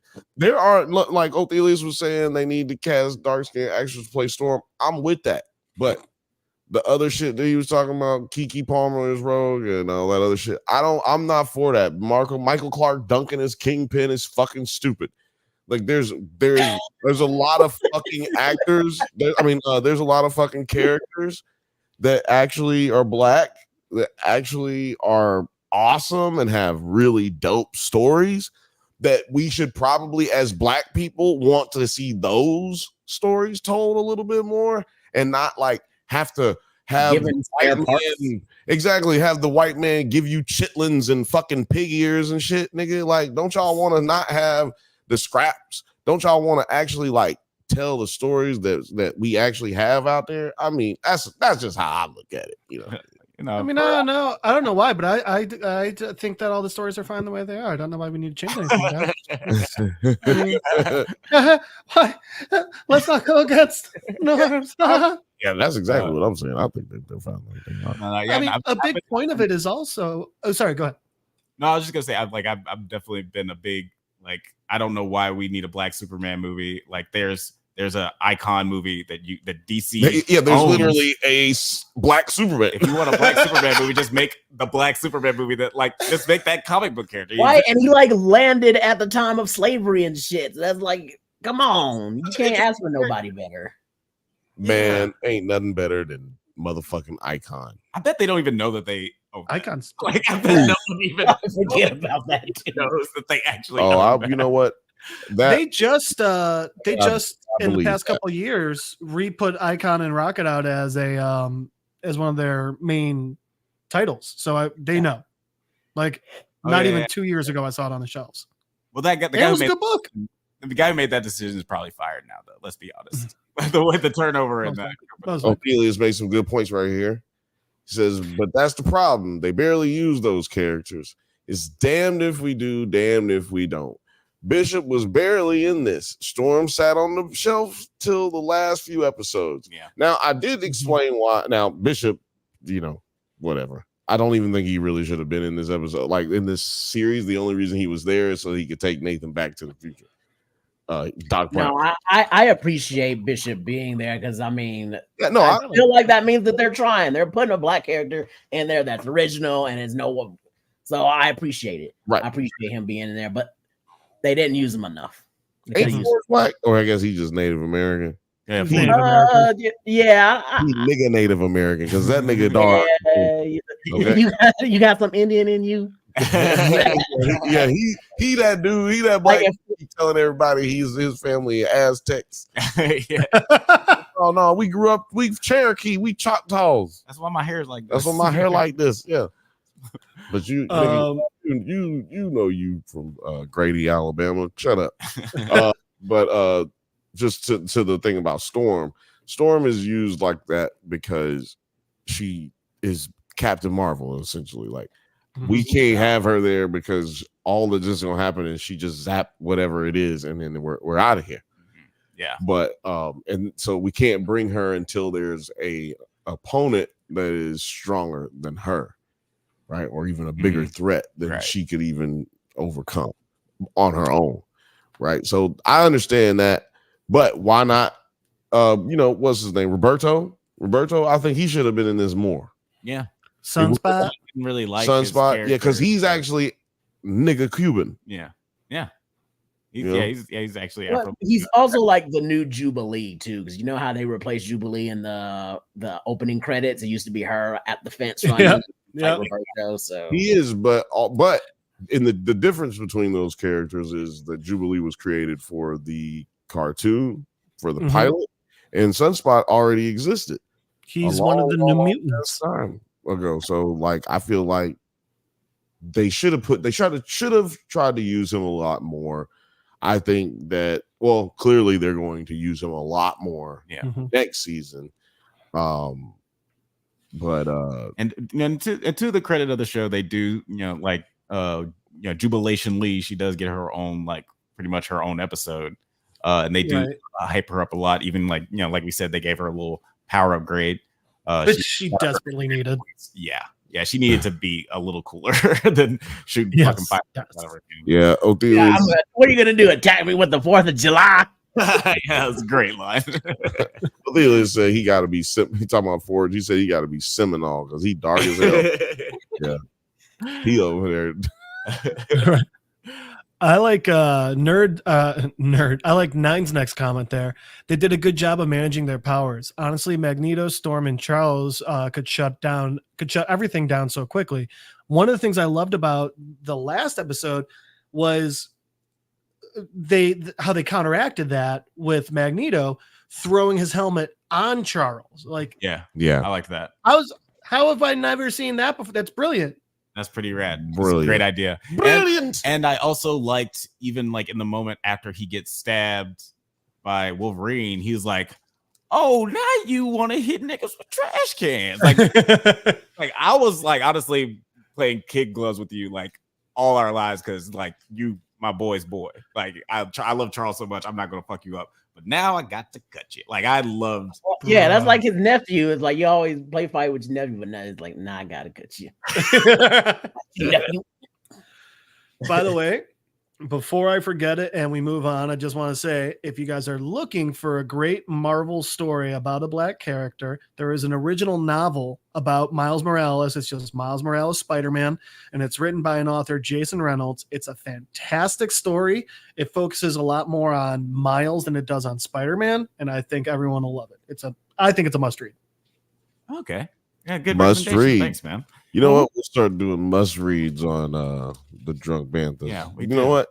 if you're willing, you can come in every week with a must read, comic book must read.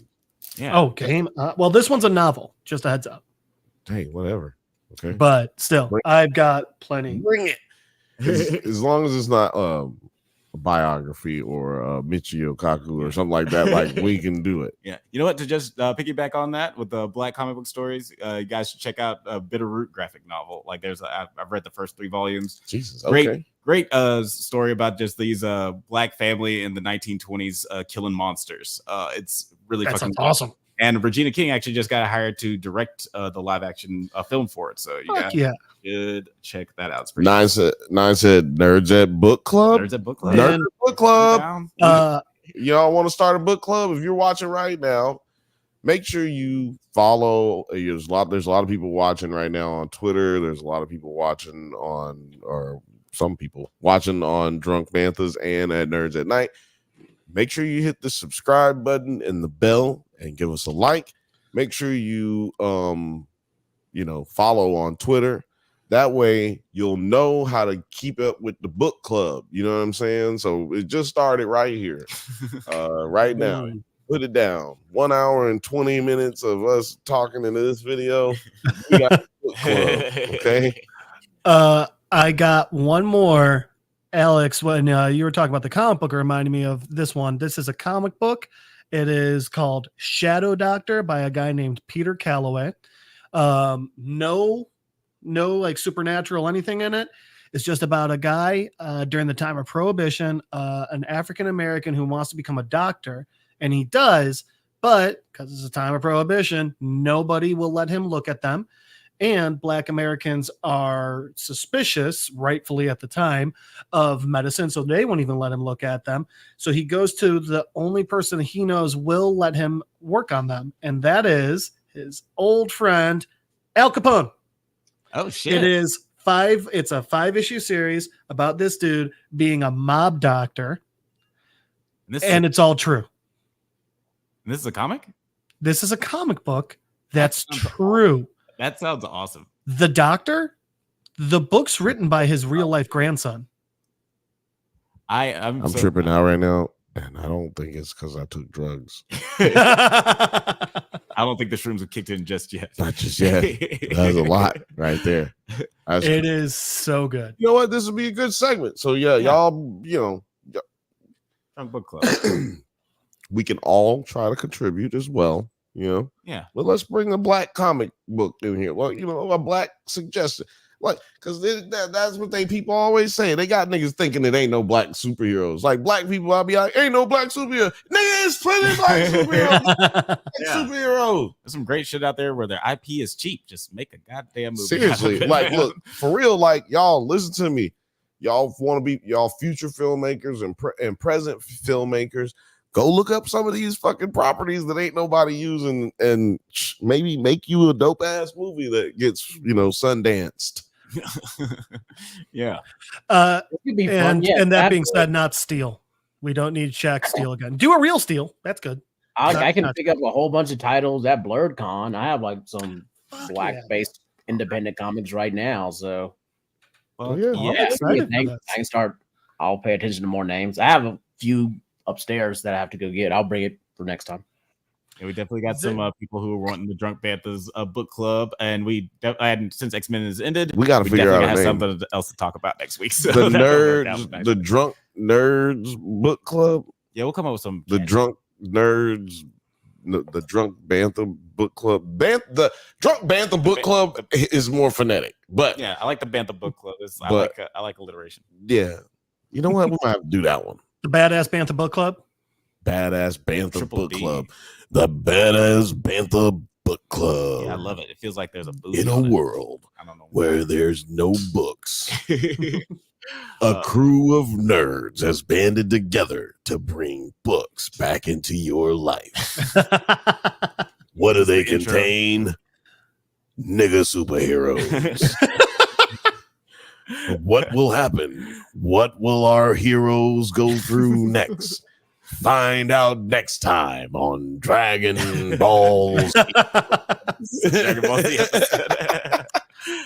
But yeah, like just to get a little into what happens in this finale. All right, yeah, we're talking about X-Men. Yeah, we're talking about X-Men. At the beginning of this episode, with Wolverine critically injured, Xavier takes control of Magneto and restores power to Earth, fracturing Magneto's mind. And we get like this really interesting, just like sort of pseudo flashback, like mind battle. I couldn't tell what year it was. I'm like, Charles is bald, Magneto. Right? His hair's been white this whole time. Like, what years? Yeah, I guess Magneto's hair turns white because of his powers in the comic book, I think. Oh, okay. I don't know. Or or he's like Steve Martin, where he's just like, yeah, he just always had gray hair. He's Steve Martin. He's actually cousins with Steve Martin. Yeah. His name is Magnus Martin. That's his, it's his biblical name. It's his biblical name, Hebrew name. But yeah, like, did you enjoy just like this mind stuff that's going on with Xavier and Magneto? Because sorry, I think this is read, nigga, read, Uncle Ruckus, one of the great philosophers of our time. You know, you need to read, nigga, read. You gotta love the hardcore philosophizers. Yeah, you gotta love those hardcore philosophizers. Yeah. But yeah, what did you think of? Oh, this, that's a good point. Yeah, Nine said it was basically Inception, talking about those scenes between the dream scenes with Professor and Magneto. It was very Inception-y. Very Inception-y. Do you like the way that seeing Xavier's powers flex? Flex. Yeah, like I said, I was like, what fucking time is it? Like, what are they where are they living at? Like, how old are they supposed to be in this shit? Like, it was just, that was kind of confusing. But yeah, but also I was kind of mad at him for doing that to Magneto. I was like, man, why you gotta like use your power to mind rape this dude? That'd be kind of unforgivable to me. Ooh. Yeah, I'm sure that they're gonna have to reckon with that because they're boys. You reckon they'll have to reckon? Oh, I'll have to reckon. Yeah, because that's a straight up violation. And he pretty much said he violated that, man. He raped his mind. Well, I'm gonna be the first one to bring it up since nobody said it yet, but let's just talk a little bit about the ambiguously gay situation here. Oh, wait, I wasn't finished. I was about to pull it. I was about to say, and then further on into that thing about them being in the water, and it was like, woo, what are they? Don't let go. I never will always be there with you, no matter what. I'm gonna go down with you in this water. I was like, okay, definitely. Charles. But to me, this was the first. Like, this is even like, I don't know, is as overt as that may have seemed to, like, for me, this one is more overt because it was like subtle, but it was still like right in your face. They're at a bar. Mm-hmm. And they're talking about what, hey man, you heard about these gay people? Like, it's like if you just replace mutant with gay, it's like, you heard about all these gay people? Man, I don't know about you, but I heard there's a lot of queers around here. Yeah. And I don't know. Look, well, I mean, I think that they pretty cool, man. Well, they're pretty cool. You should keep it to yourself. Right. It pans outside and the name of the bar is Stonewall. Message. But then he goes, I'm gay. He's like, what?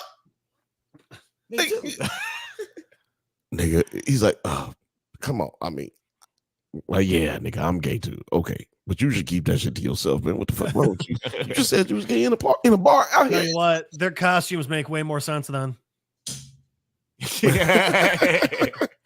It's funny because like I never really like saw any real gay coding in like Magneto and Eric's relationship. I never saw any gay coding in anything X-Men related, but apparently it's huge with the gay community. It's like inspired a lot and brought joy to a lot of black and brown and white gay people, and it's made them feel like somebody out there is understanding them to a degree, or they got stories that are made to represent them in a time where nothing was made to represent them. There wasn't a stereotypical type of, concept of like what a gay person is supposed to be. Right. Yeah, so, I mean, Marvel had the first gay wedding, and it was in an X-Men title. Right. That's what I'm saying. Like, no, Yeah. I don't. It's not on accident that Mm. that it's done that For way. Yeah. And like, definitely, I feel like you got to look at Marvel as one of like the more progressive Oh yeah. entities in literature, Right. American literature. Yeah, and it's like one of the better like lines in the older X-Men movies I've been rewatching. I forgot about the line where Bobby's mom says, "Have you ever tried not being a mutant?" Like, Right. so many like of my queer friends who said that they've had like that weird conversation with their parents where they're just like, "Have you tried not being gay?" Yep. Why don't you just, this is a phase. You'll grow out of it. Right. Yeah. So like, there's definitely especially with the more modern. Actually, so the iterations of director of X-Men, it's been those that, for X-Men, he wanted to fucking make it. He didn't want to do a comic book movie. He actually hated comic books, and he didn't know nothing about X-Men. He just wanted to do a movie about ambiguously, like he wanted to queer bait a whole movie. That was his entire purpose. Like he was just like, this is a perfect opportunity for me to get this message across. Yeah, and I like even though like that's always been like present for whatever reason, I never saw that in Eric ever and Charles. I never saw it in anything. Yeah, Well, until I started doing research. Black gay comic. Hold on. Black gay comic book geek. I want to give him a shout out. Black gay comic book geek. I want to get him to come on the show. Hopefully, I'll try to get him on next week or something. Yeah, that'd be cool. Because we can talk more about X-Men, because he's what I would call the official person, the one you got to go to anything X-Men. I don't know if he know anything else about anything else, but that nigga right there know everything about X-Men. Yeah. And it wasn't until he said it about, he brought it up that I was like, huh, wait a minute, X-Men is gay? I need more evidence. Maybe that's just how he feel. He related to it. But then it's like, no, X-Men is gay. And I'm like, okay, cool. But like, how did I not notice this? I never noticed any of this. Yeah, to be There's fair, that deleted scene from the end of the first one where Charles and Magneto are talking about what each other's balls taste like. So yeah. Yes. That was you on the must cutting have room floor. you must have tasted them to know that, to know what they taste like. Right? Yeah, like the last scene that had to be cut, just time. And to be fair, like it wasn't. I didn't feel like it was present in their relationship previous to this episode. Like when I was watching, I was like, oh, that totally makes sense though. Like, and just like, for whatever reason, it worked for me. Like I was like, okay, I totally buy this. If we found out that they were fucking this whole time, I would not be surprised. Athelia said this is as gay as the writers can make the show before the anti-woke crowd starts crying. And yeah, that's totally true. This is queer coding in like in a really like in a subtle, tasteful way, like not like the Disney way where you have two lesbians hugging in the background. No, I did. And Jeff pauses that scene. I feel like it's in a way to where the people who would understand it and get it and not be offended see it.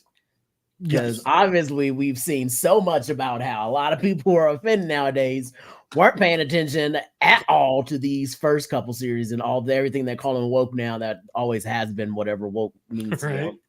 But it's just in the same way. It was like, well, they're still not gonna fucking get this shit. They're too dense. So yeah, it's kind of like they won't. You're absolutely right. Hold on, Little Frothy says gays already have Disney villains like Maleficent, Jafar. Oh yeah, Jafar. He gay? Yeah. You saw that? You saw the beard? He was trying to marry. I saw his beard. It was Jasmine. That was. Hey, well done. You think Ursula is the gay? I didn't really. I don't know. She didn't really. I could see Ursula being a drag queen.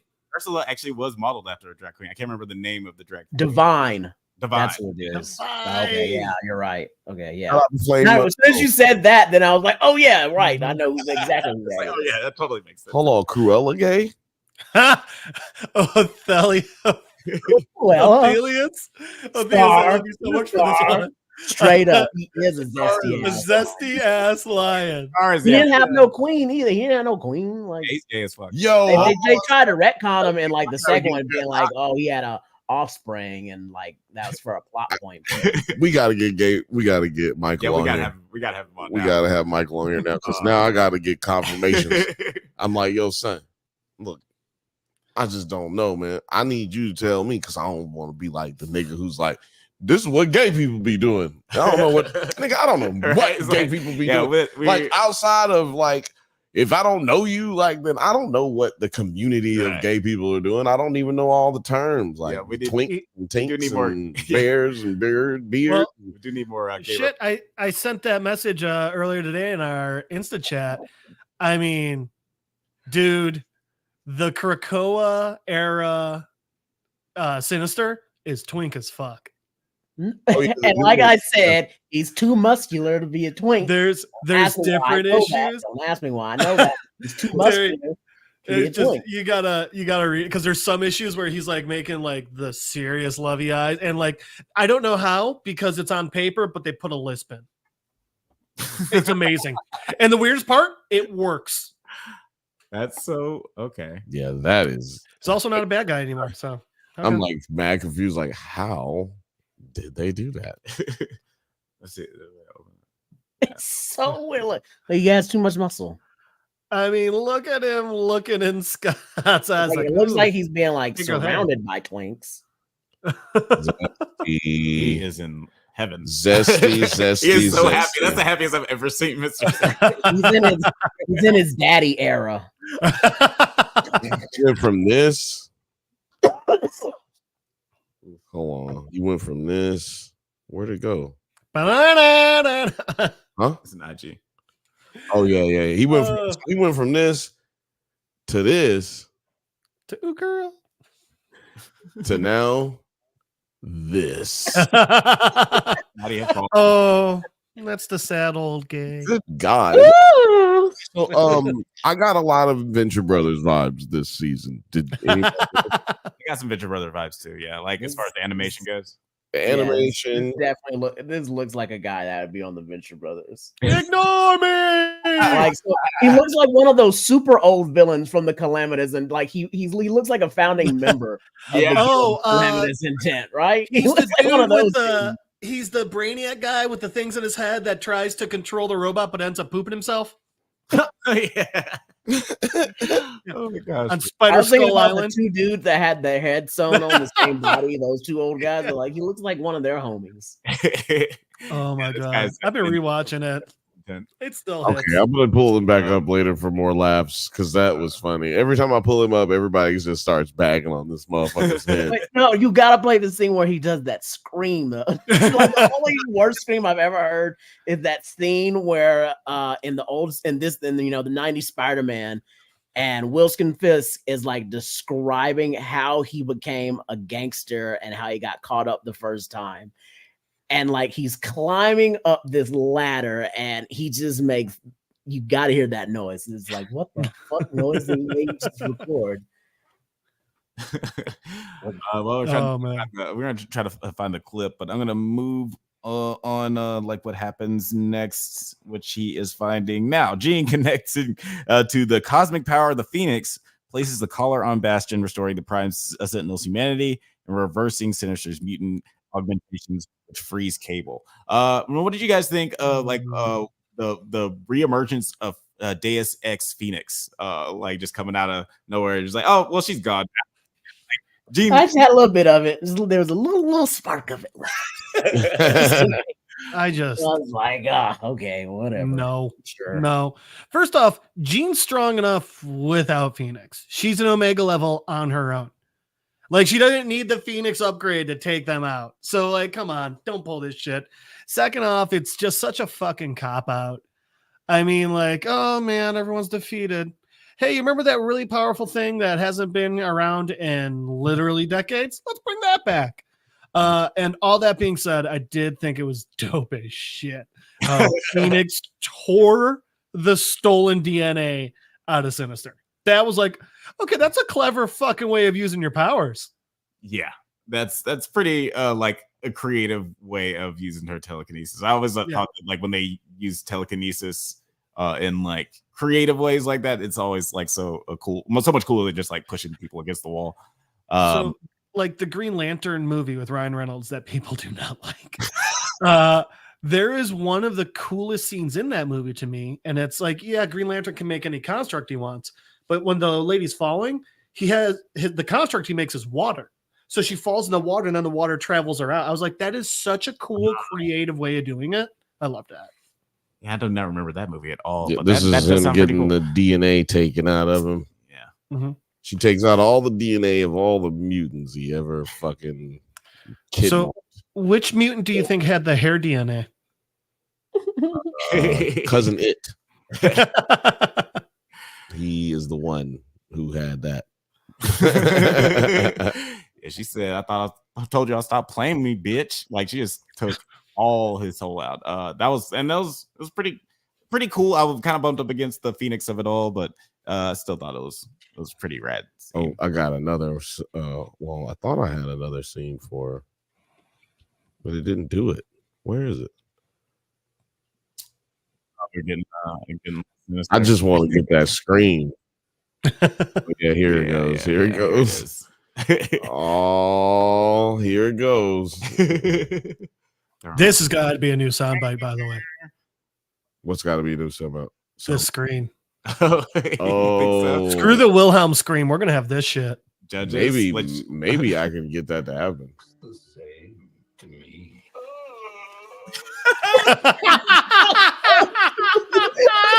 Just by itself was so fucking funny. Like, why that man make that noise? You're goddamn right. We gotta have this drop. It's so upsetting. God damn. Show me my face. Looks the same to me. Oh, it just makes us. It's so amazing. It's so appropriately. Why did he make that noise? Oh god, I love it so much. Oh, and I found the Kingpin one that is even funnier. It's a quote from the entire quote of the show, guys. Did you put in the chat the Kingpin one? Yeah, it's in our private chat. Okay. It was while I'm pulling that up. Well, so speaking of, we see MJ and Peter in this. And I think Brock, right? I'm not Eddie Brock? Yeah. I wasn't paying enough attention. Oh, right in the like, okay, so you see Mary Jane and Spider-Man, and then you see a dude that kind of looks like a young Eddie Brock with like his college bag. I don't know. Could have just been a random person, but I was like, right. My friend brought it up to me and said that kind of looked like Eddie Brock, and I was like, it kind of does. I was glad that they did that. I was real glad that we saw Daredevil. I thought that one was dope, and I thought Iron Man looked stupid as shit. Damn, he looked just as stupid as he did. Why did he have an iron sweatband? I like how they definitely established the time because they said, remember when they were addressing Black Panther, they said King T'Chaka, not T'Challa. Father. Yeah, it's his father. I didn't even took that. That's cool. Yes. And they had the era appropriate costume for him too. I'm trying to find that that final the cameo that y'all are talking about with is it before this? It's before this. Yeah, I think it was a little bit before this. Yeah, because Daredevil they were still fucking shit up. Yeah, they were shit. I did also like how, but there's your Iron Man. I did like how Peter wasn't in costume because it's like, well, not everybody's gonna be in the middle of a crime fight. Right. Like, hold on, wait. Daredevil's up the street. He told me he got it for the night. Right? Yeah, I would like to see like the earlier, 24 hours earlier, like Matt and Peter are hanging out. He's like, listen, just take the night off. What's the worst thing that happens? I got New York for tonight. Oh, another thing about that scene about Mary Jane and Peter Parker was Bo DeMaio came out and said that this was the real Mary Jane. Yep. Because if we remember from the series, Mary Jane was like, we found out she was a fucking clone too or some shit. Well, which then makes extra sense because that's how that series ends, with him going to find her. Yes. So basically, Bo DeMaio confirmed that Mary Jane was found. That was something that because that series ended without a final episode. They were anticipating going to start another season, but everything went to shit. And you brought up something off pod. These nut. That's right, because it ends with Peter and what's her face, Dakota Johnson, going into a portal. Yes, famously Dakota Johnson makes an appearance in the season finale or series finale of Spider-Man. And you brought up Thank you, John Mulaney, for that joke, by the way. Why you pulling me? I'm right. You brought up a good point, but like off pod, that's you had a theory about the former showrunner for this series. We're gonna get into that. Hold on. Getting into later. Hold on. If we gonna get into it, we gotta get into it. You know what I'm talking about? Yes, we got to get into theory time. If we're gonna get into it, we might as well get into it. Yeah, you know? yeah. So I got a theory. Hit my button one more time. Hit me one more time. I'm so happy. So we'll check it out. This is how it's going down. Bo DeMaio was never actually said by Disney that they fired Bo DeMaio.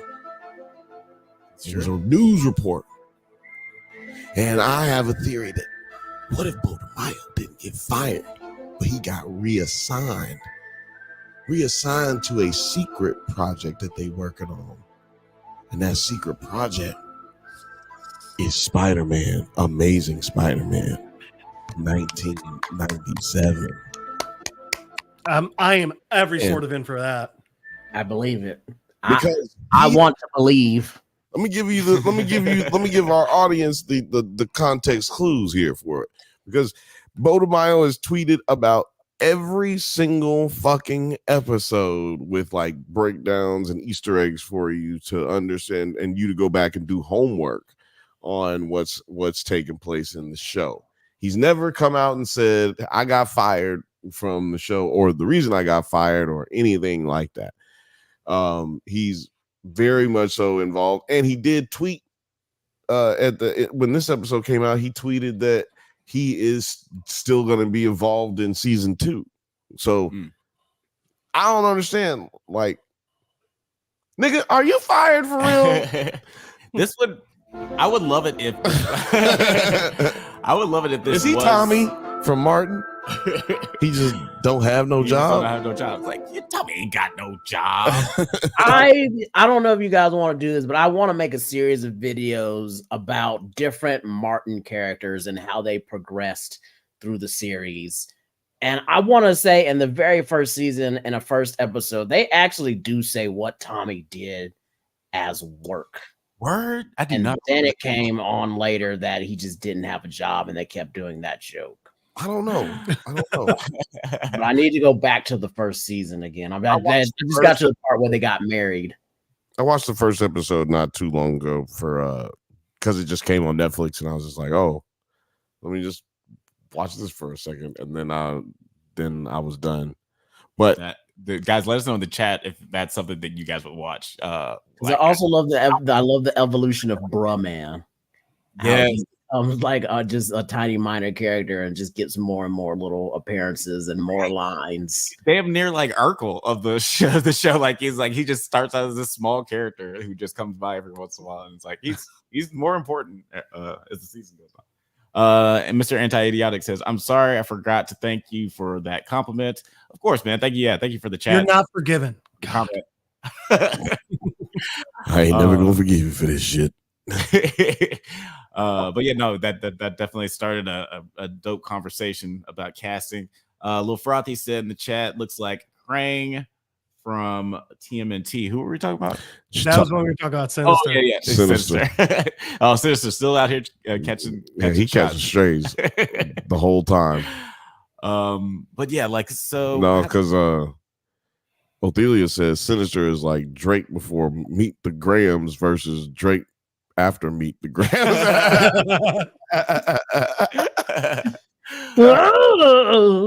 Catching strays too.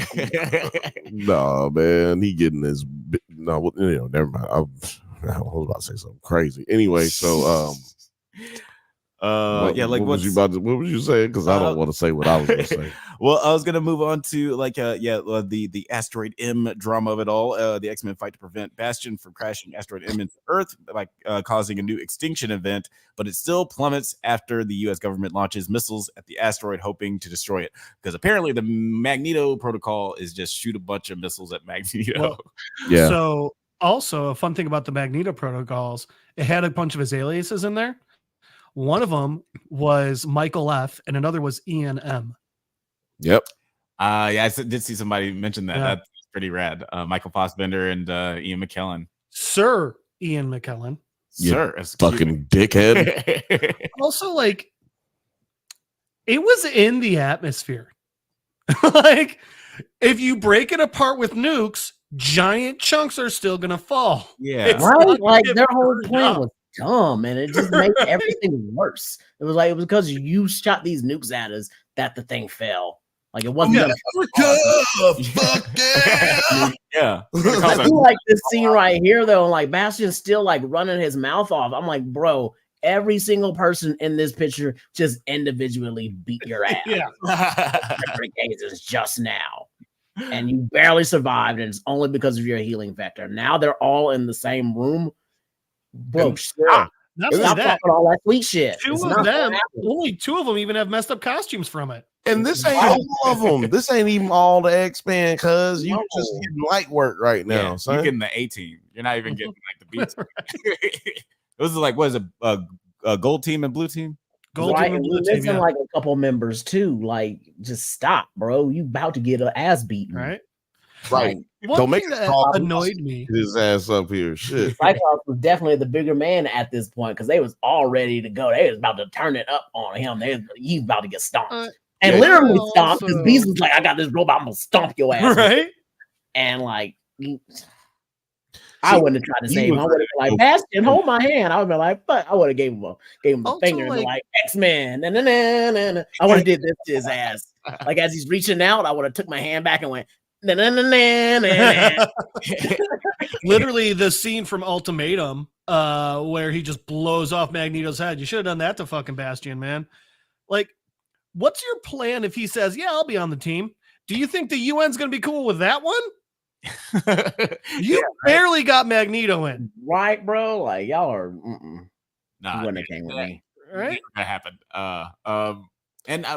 But there were some people who were kind of upset that Onslaught didn't make an appearance in this finale. It wasn't me. Were you guys like disappointed by that? Or are you guys like familiar with the whole Onslaught storyline with?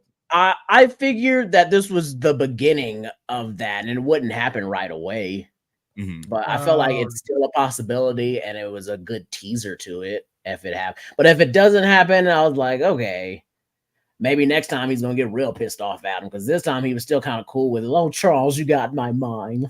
Right. So like maybe next time he'll get real mad and it comes out. But No, I'm not. I think they're gonna skip over that.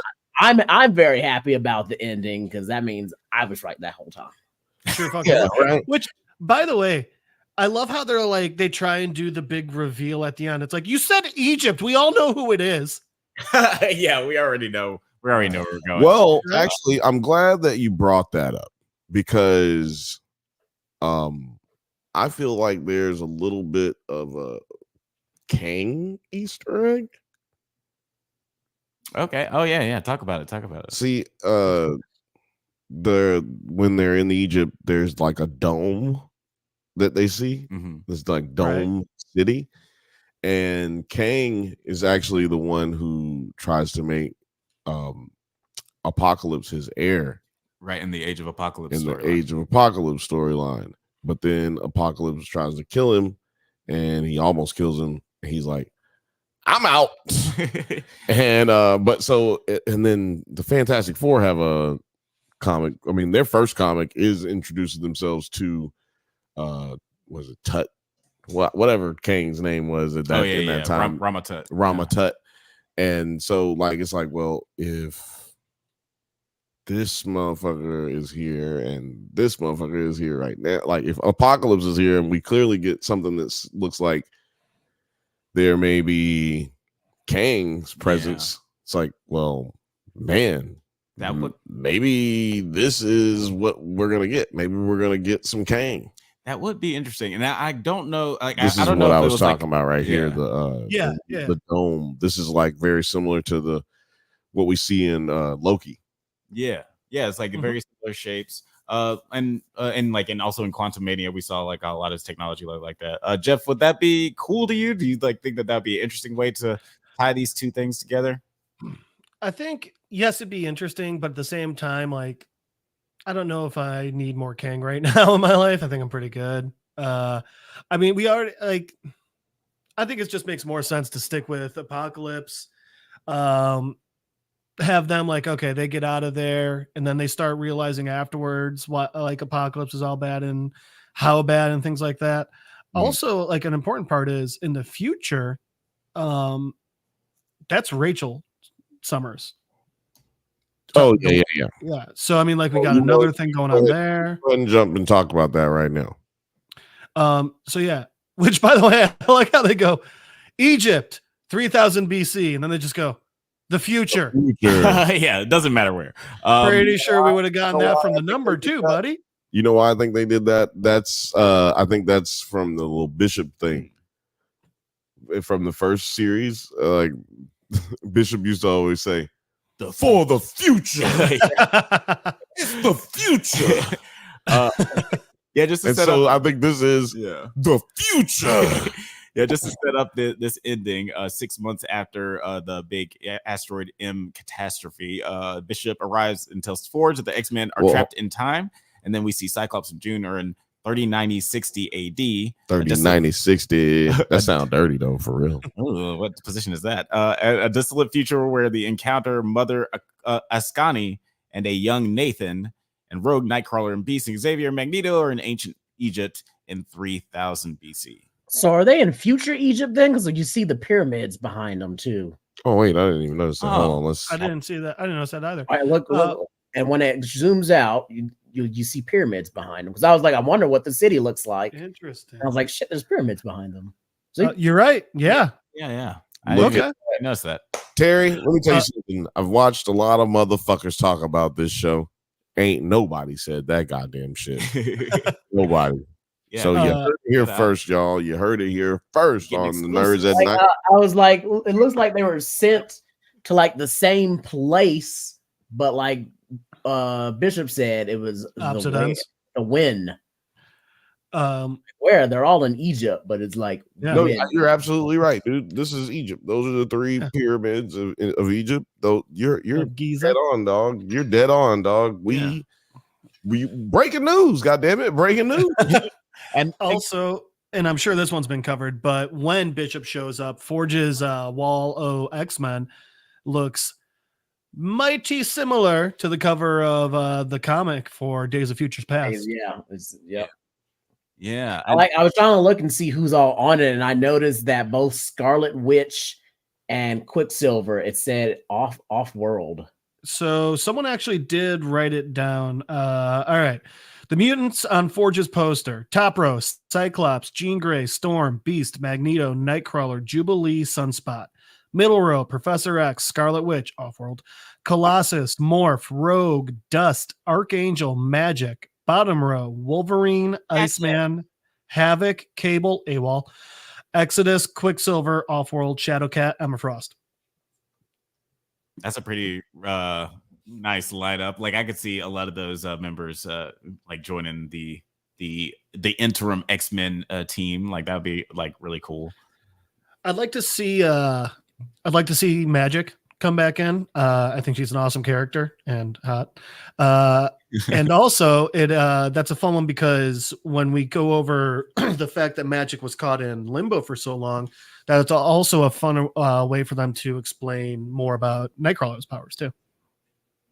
Yeah. Like just like the weird dimensional aspect of his powers, which I always like when they that weird shit. It's like, wait, where do you go in between here and there? I just wanted to bring up so we were talking about this earlier. Mary Jane, Flash. Yep. You got Mary Jane and right behind her. Isn't that Eddie Brock? No, I think it's Flash Thompson. Okay. Which he's got the Letterman jacket. Yeah. I'd also be super happy to see more of Agent Venom and stuff. I thought that was an awesome character, and I'm sad that he's gone. Don't know what that is. Gotta Yeah, see what. That's when Flash Thompson becomes Venom. Oh, Flash goes Yeah. to war, becomes a war hero, blows his legs off. They give him the Venom symbiote, but it becomes like super dope. Yeah, And it bonds with him really well. Now, what did y'all think about this? Let's blow ourselves up plan. What y'all- it's a pretty bad plan, bro. I think my first thought was eye punches for the win.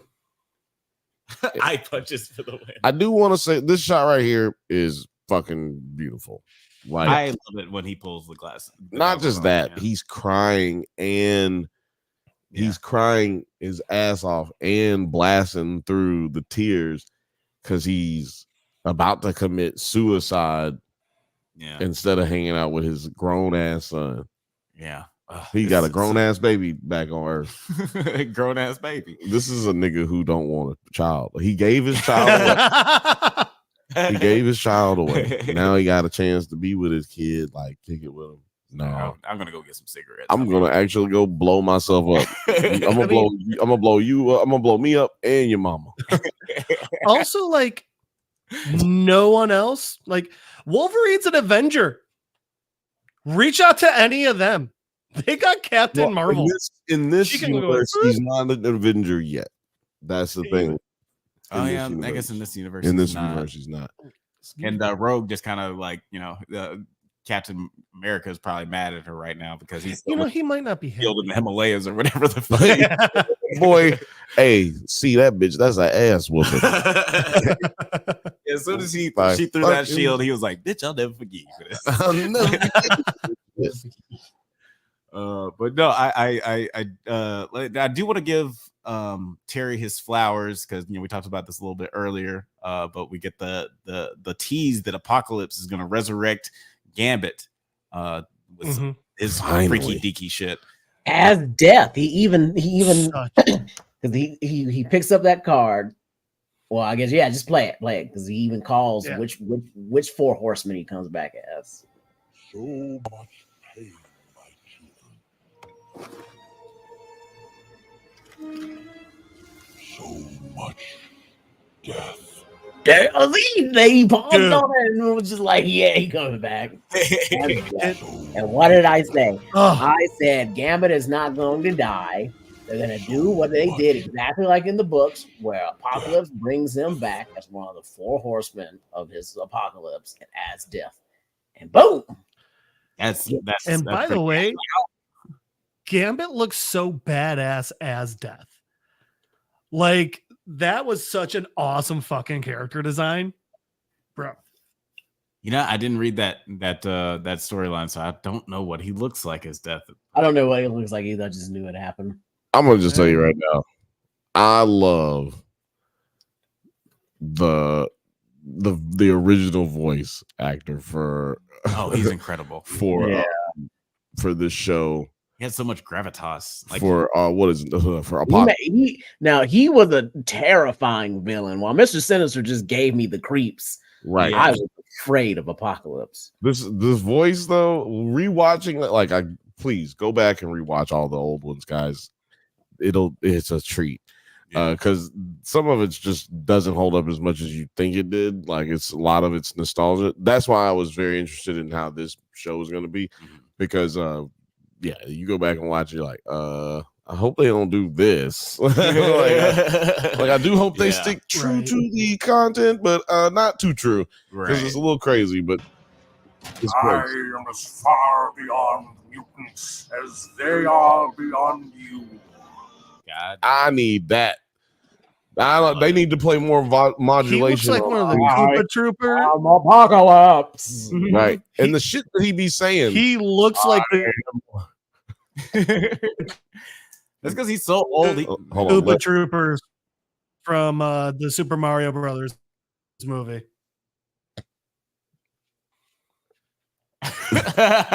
Sorry, that was just hilariously chopped up because it started to right.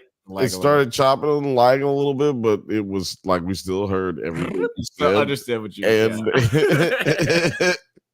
mean. It was just like a minute between each syllable. It was great. Awesome. I'm happy. I threw, by the way, that picture of Gambit in the private chat. I'm sorry. I am eternal.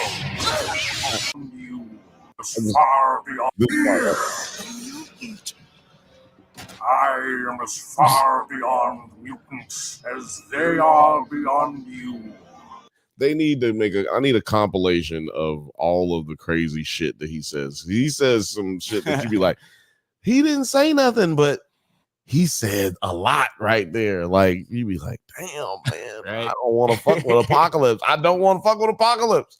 As a matter of fact, every time I would see him, even after watching it recently, like, I'd be like, oh shit, it's Apocalypse. Yeah. Y'all better run. Y'all can't do nothing with him. Y'all got to get the fuck out of there. It was like there's nothing worse than a guy who's immortal and also likes to hear himself talk because he's just had a lot of time to I've had a millennia. He's writing down all the cool shit he's ever said. He's like a wrestler almost. Like, He is a professional. He's like he's more like if the Undertaker talked. Because he's like got that menacing vibe that the Undertaker has. Like you see the Undertaker, you're like, oh shit, that nigga dead. He can't do nothing with him. He dead already. So then he's dead. But then Apocalypse Show is the same thing. Like, oh shit, we got nothing for him. I hope he doesn't kill us. Like this is what he's known for. Yeah, like such a great character. I'm glad that they. I think a lot of us kind of predicted that we would get like an Apocalypse teaser at the end of the season because he's just like he's too big of a character. You can't. We had everybody else show up. Yeah. He was gonna show up, and I knew they were gonna save him for last at this point because he's always last. Like he's the Apocalypse. Yeah. The last thing that's gonna happen to you. Oh, you know what? You know who they didn't do, and I'm hurt by it. Man, I hope. The only way they can win me back when they bring them back is if they do the Juggernaut video, but they didn't bring the Juggernaut out. The Juggernaut out, yeah. And I want him to like show up, and somebody be like, "Who is that?" And he's just like, "Oh, I'm the Juggernaut, bitch." And I was, I'm the Juggernaut. I'm glad that you just said I'm the Juggernaut, bitch, because I was gonna ask this, but I didn't really even think about it until right now. How did y'all feel about the cursing? There was a lot of cursing in this. I mean, for a cartoon, a kid's cartoon, if you will. I mean, even though we talked about it for the last 10 weeks, like, I don't think that this is a kid's cartoon. It's aged. I feel like they definitely tried to match the age up with the, because who is this for? This ain't for them little kids watching what is it, VeggieTales or whatever. What's popping right now? Right. You're not switching over from Bluey to this. Yeah. We talked a lot about on this channel about like how not all cartoons are for kids. But this is an interesting show where not like all the kids first are for cartoons. Yeah.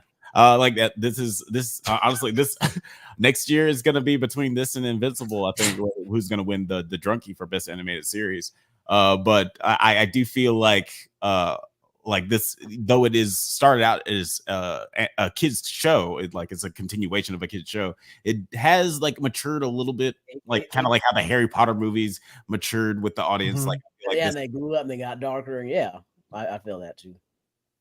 But now I'm still constantly thinking about, man, they gotta like just show the Juggernaut, and somebody's gotta be like, "Who are you?" It's like, bitch, you don't know who the fuck I am. I am the Juggernaut, bitch. I would love that. This is one of my favorite parts of X-Men: The Last Stand. Like that movie. That movie is terrible, but I love that they at least gave me that.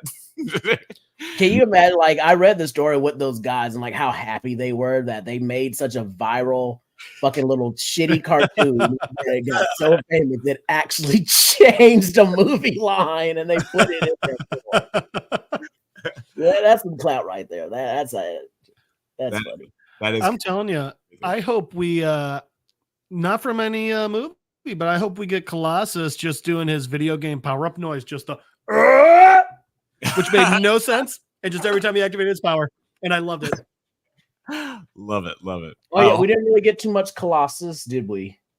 No, I'm hoping that I feel like they did that all the time too. Back in the old, like even in the movie, like they even did it to him in the movie, and I was so disgusted with them. And X2, yeah. Just Like we don't need you yet. He's like, I can help, and he's like, no. No, that's one of them. it's one of the reasons I loved the first Deadpool movie so much, because I was like, yeah, we get full on unadulterated Colossus, right? He Cheerios in his metal form and all. Right. Let's get into the chat a little bit, because it's getting active. The fifth Bantha said Morph doing the Hulk was cool. Yeah, like we said them numerous times. Like, if you can turn into anybody, just be like Apocalypse. Just morph into Apocalypse and kill everybody all the time. I am as far from the mutant as they are from you. I've taken my brother mutants to the mountaintop. Yeah. Maybe he's the Martin Luther King, Malcolm X version of, like, he's a mix of Malcolm X. No, seriously, this is true. This is really true. Apocalypse is a mix of Malcolm X, Martin Luther King, and Daniel Day-Lewis. No, Hitler. And Hitler. And Hitler. Because he literally, he's trying to like purify the world, because he knows that all of the mutants are his children, because he's the first mutant. So he's Genghis Khan. Yes. Well, it's a thing. He was just like, it's like I don't know, would you call it a technique? I don't know. But he was long dicking bitches. That's what you call it. He was like long dicking them. He's not. You know what I'm saying? He was long dicking them. And so he feels like, because he has to go dormant for to periods of time. Yeah. Then he wakes up. It's a refractory period. Yeah. Yeah, and so then he like comes back, and imagine you come back and like all your kids are dead, but then their ancestors are alive, or their what do you call it? Their, I don't know. Anyway, their descendants are alive, and people are chastising them, or they live in fear, right? And you're like, wait a minute, I was long dicking bitches before I went to what happened. I put so much work into this. Right, exactly. And then you come back, and then motherfuckers is all fucked up. So you know what I'm saying? Like, and he's like spanking all the kids. What the fuck? No. Shut your ass up. I feel like I've always felt like that's how Apocalypse works, right? Like he looking at it like, it don't matter what you say, because I'm daddy. You know what I'm saying? Like, I'm daddy. So it don't really matter what you say. It's because it's how, if your kid said something to you like, what are you talking about, dad or mom? Like, this is fucking terrible. Why would you do it? Pop, shut up. shut your ass up. No, you know what I need? I need to drop this. What your ass say? Right.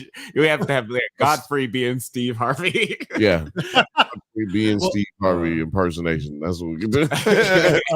Morgan's Hulk comment. I actually just got obsessed with a new YouTube channel, or it's not new, but it's new to me. How Ridiculous, where they just break a bunch of shit, and they literally have a giant fucking tower and a Hulk fist. They just drop on like bulletproof glass and shit. It is fantastic to watch. I love it. 3D printers have changed the way things work in the world. I swear to God. Technology. Dude, they made a giant 6 foot tall axe, and then they just like dropped a car on it. It was awesome. Man, I can't remember her name. She's an engineer, and she posts things on Instagram, and she makes crazy cartoon replicas of cartoon items, and she just did like a giant Final Fantasy like Buster Sword, man, like a fucking giant one. That's like a rad. 7 foot tall. Do you know if she's single and or has low self-esteem? Don't know if she's single. Don't know if she's single, but she definitely seems like she has low self-esteem. You want to piss off your wheelhouse. Yeah. Oh no, you know what? Hey, look, if you end up hooking up with old girl, I'll send you her shit. If you end up hooking up with her, you're officiating.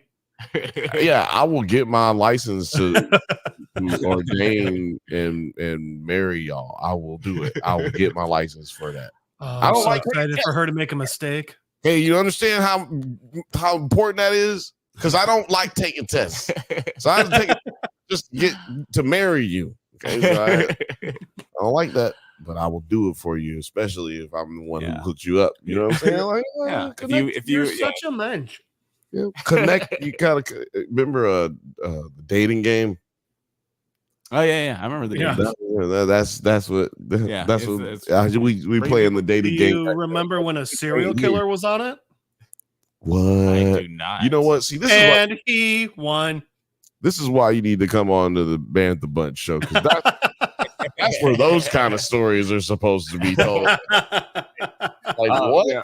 But yeah, just bringing it back to X-Men 9 said, I feel like this episode just ended like it wasn't a season finale, like we didn't sit with the aftermath of it all. Well, yeah, it definitely feels like a way Homer kind of season finale where you're just like, we don't get a denouement as much as like the denouement happens. You like pronounced it wrong. Stupid. Where it happens, basically the audience just has to like sit with what happened themselves, like after the show is over. Right. Did that rock you guys at all? Well, no, I'm even gonna go first because that's how all of the seasons end. Oh, because that's how every comic book ends. Yeah, because there is no end to a comic book. There's into story runs, but there is no end to a comic book. It's just because especially X-Men comic books, because you're just living their life. X-Men comic book is not about superheroes fighting crime. It's not about superheroes saving the world. It's about it's a soap opera in which every once in a while things escalate in the world to a point where they have to get involved, but their intimate relationships with one another and other people come into play or play a big part of how they react or interact with these said obstacles that come into play. Yeah. And the beauty of that is you don't have to spend a lot of artwork, like man hours doing the artwork for crazy fucking action scenes and all this shit. You just really need to make really good shots. And so a lot of those shots were like throughout the season, they got those shots where they're just like Invincible. Clips of just your man. Those are knows how to cut down that pencil mileage. Oh, definitely. Even on in the comic book and in animation. Yeah. But yeah, man, that to me, that is proof positive that they're trying to keep things comic book. Shots that they did, the shot choices, like why would you have a 12 to 10 second shot of Magneto's just his eyes, not just his eyes, but shadow out the rest of his face? That's a comic book thing. The only thing with that some of these shots were missing were the white lines to let you know that they're a panel. You know what I mean? Like that's a lot of the times that's all it was missing. And I'm glad that they didn't do that because that's fucking corny as shit. Real quick, I literally flipped to a random page with Wolverine. Exactly what you're talking about. And then the guy underneath him. Yeah, exactly. I mean, exactly. I love that. First page I opened it to. Crazy open it to. It's like I love that storyline. Speak to us. You know what I'm saying? Like speak to us as comic book nerds, but also a lot of those shots. I wish like some people did shots like that in cinematically. Yeah, because they're just beautiful. Yeah, they're very emotionally evocative. Emotionally evocative, and if the content that you're providing, that that you're using, if the script is good, then what you're saying kind of hits a little harder, right? Because, like in this case, Magneto had a lot of scenes. Well, a lot. He had probably like 4 or 5 shots where they did that, and it was in moments where he is trying to convey some very heavy shit. Yeah, and I agree that like I like the way that this season ended.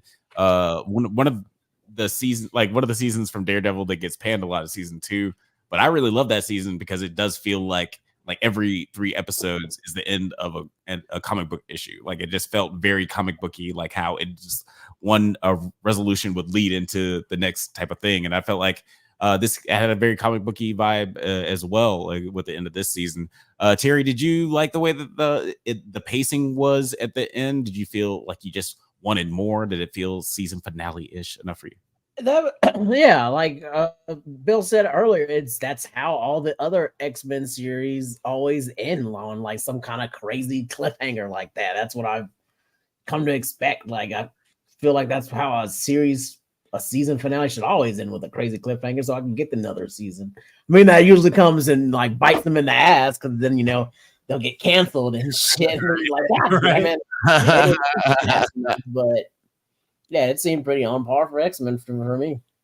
How about you, Ryan? Well, before you answer, Ryan, everybody give us your final thoughts in the chat. Like what we see some here in the chat right now, and we're gonna get to those. We're gonna read y'all's final thoughts before we get out of here. So everybody, put your final thoughts in the chat.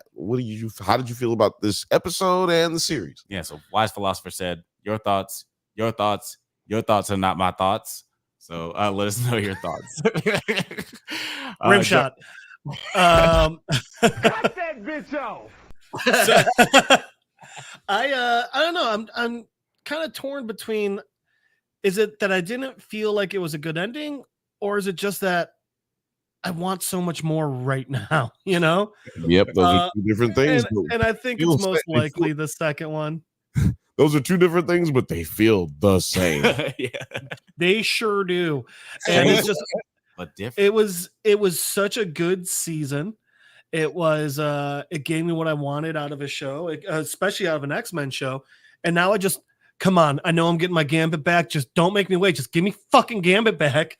I want to see more of Nightcrawler. Like, there's so many parts where it's just like, come on, I just want more, Yep. Yeah, and that's what I'm saying. It's a comic book ending. Yeah. You know what I mean? Like a comic book ends and you're just pissed off that I just spent this much money for 15 minutes of reading time and goddamn got a whole other fucking month to fucking get a comic book. You better be glad there's some good art in this motherfucker shit. I was very lucky that when I started reading comic books, I came in on an event called Blackest Night, and it spanned the entire DC universe. So even the Green Lantern. Mm-hmm.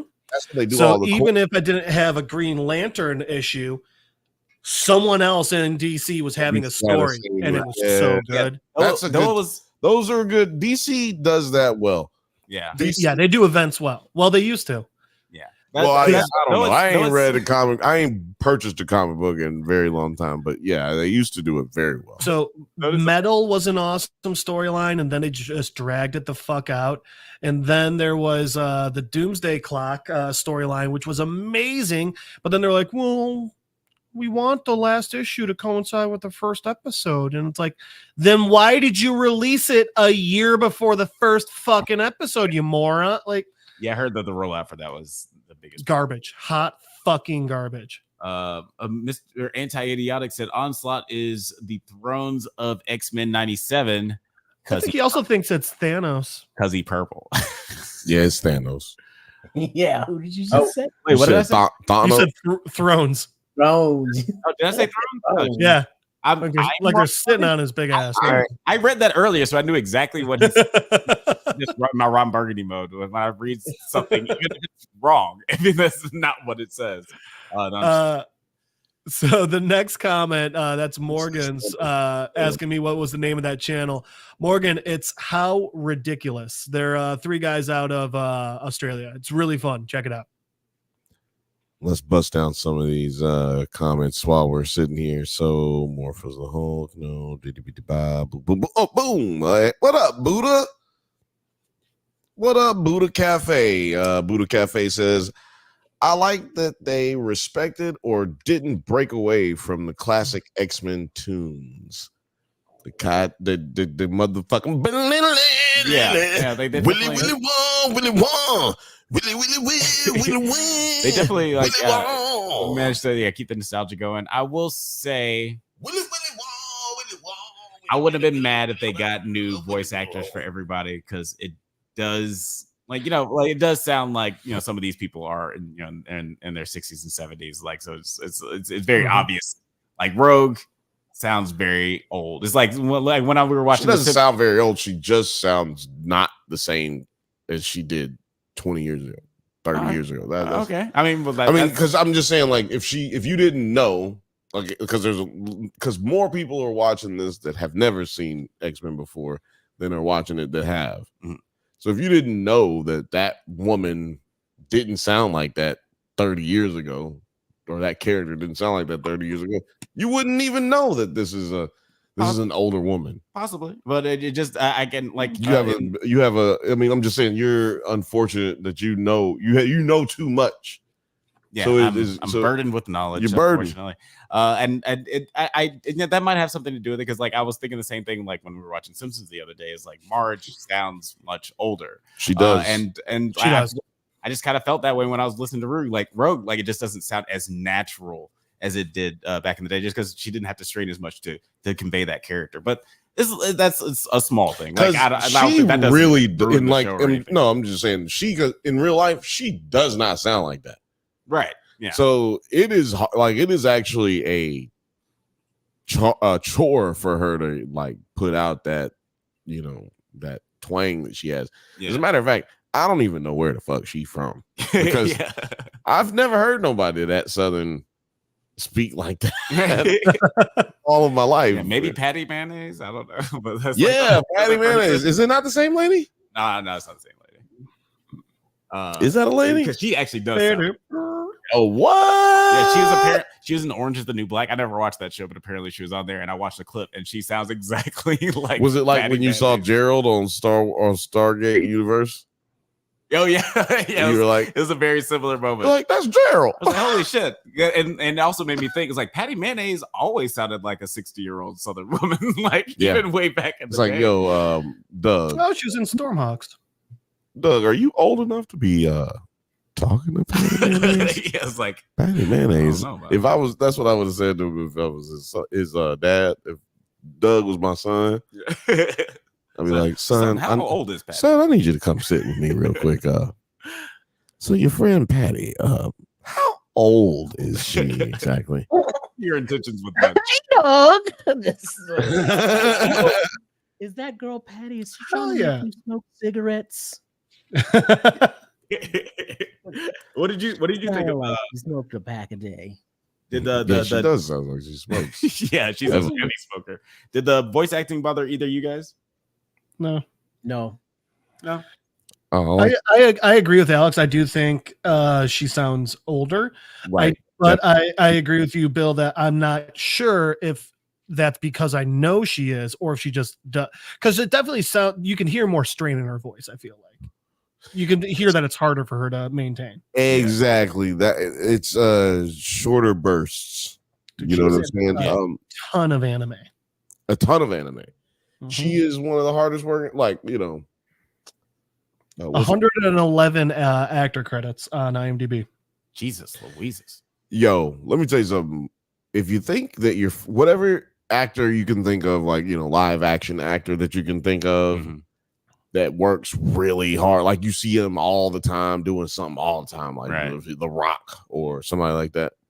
That motherfucker ain't got nowhere near as many credits as your favorite voice actor because they can get so much more done in a shorter period of time, and so on top of being prolific, I can get better really at my job as of when I'm saying my, I mean they can get better at their job than like a Brad Pitt. Yeah, because I'm constantly working. Like I'm never not exercising that muscle. And you be on vacation on yachts and shit. You know, they don't have to meet what they physically look like either. That's one thing. Well, that's another thing too. Like, look at H. John Benjamin. The nigga does not look like a goddamn Archer. He is. He does not. Okay, Archer and Bob's Burgers. Yeah, that's version. I don't appreciate. those kind of conversations. We could just move on. It's not important. It's a lot easier to get those 10,000 hours to hit master status when you don't got to physically be there either, you know. Yeah, That's right. Also, Bill. Billy West probably has more credits than Samuel L. Jackson at this point. Right. Bill. Lamar, by the way, I just wanted to point out Phil Lamar looks nothing like Green Lantern. Lenore Zan. No, Lenore Zan. Sydney, Australia.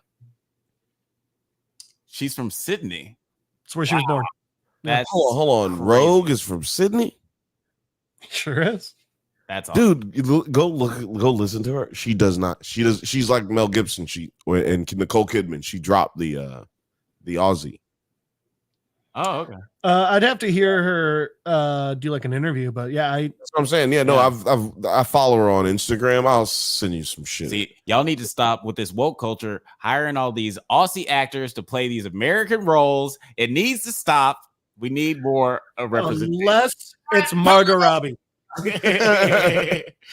Unless it's what? Margot Robbie. I enjoy looking at her. Actually, let's cast Margot Robbie. Actually, I'm not gonna lie. Listen. Also, she's a great director and fantastic actress. Let me just say this. I'm gonna go out on a limb, which I usually do. I'm usually the only one out on certain things that I say, but I will say this. Speaking of Aussies, if it wasn't for Mel Gibson, I wouldn't have the affinity that I have for Lethal Weapon. So great film. Even though, look, it's America. We can afford to have one more racist person in America as long as they're making amazing. As long as he's not politicsing. Exactly. As long as they're making a beautiful art. Yeah, just make movies. Don't change like the world. We can afford. Well, also just don't bury women in rose gardens in the White House. That's also a thing, Mr. Gibson. But he said that. Dear. He said that on the when he's talking about also right, that's right. I hope you get raped by a bunch of niggas.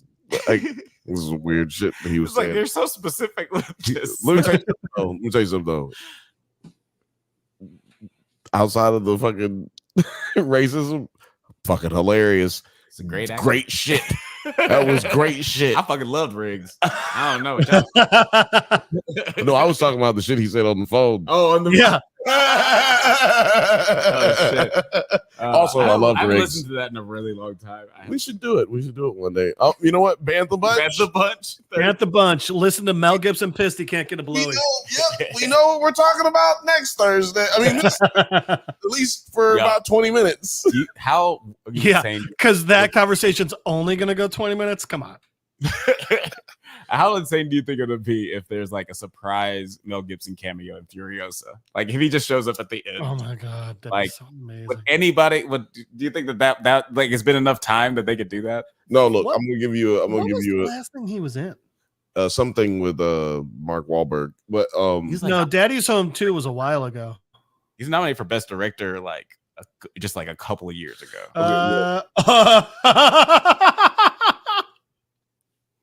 What it did? He's in the John Wick show, The Continental. He's in 3 episodes. Oh my god!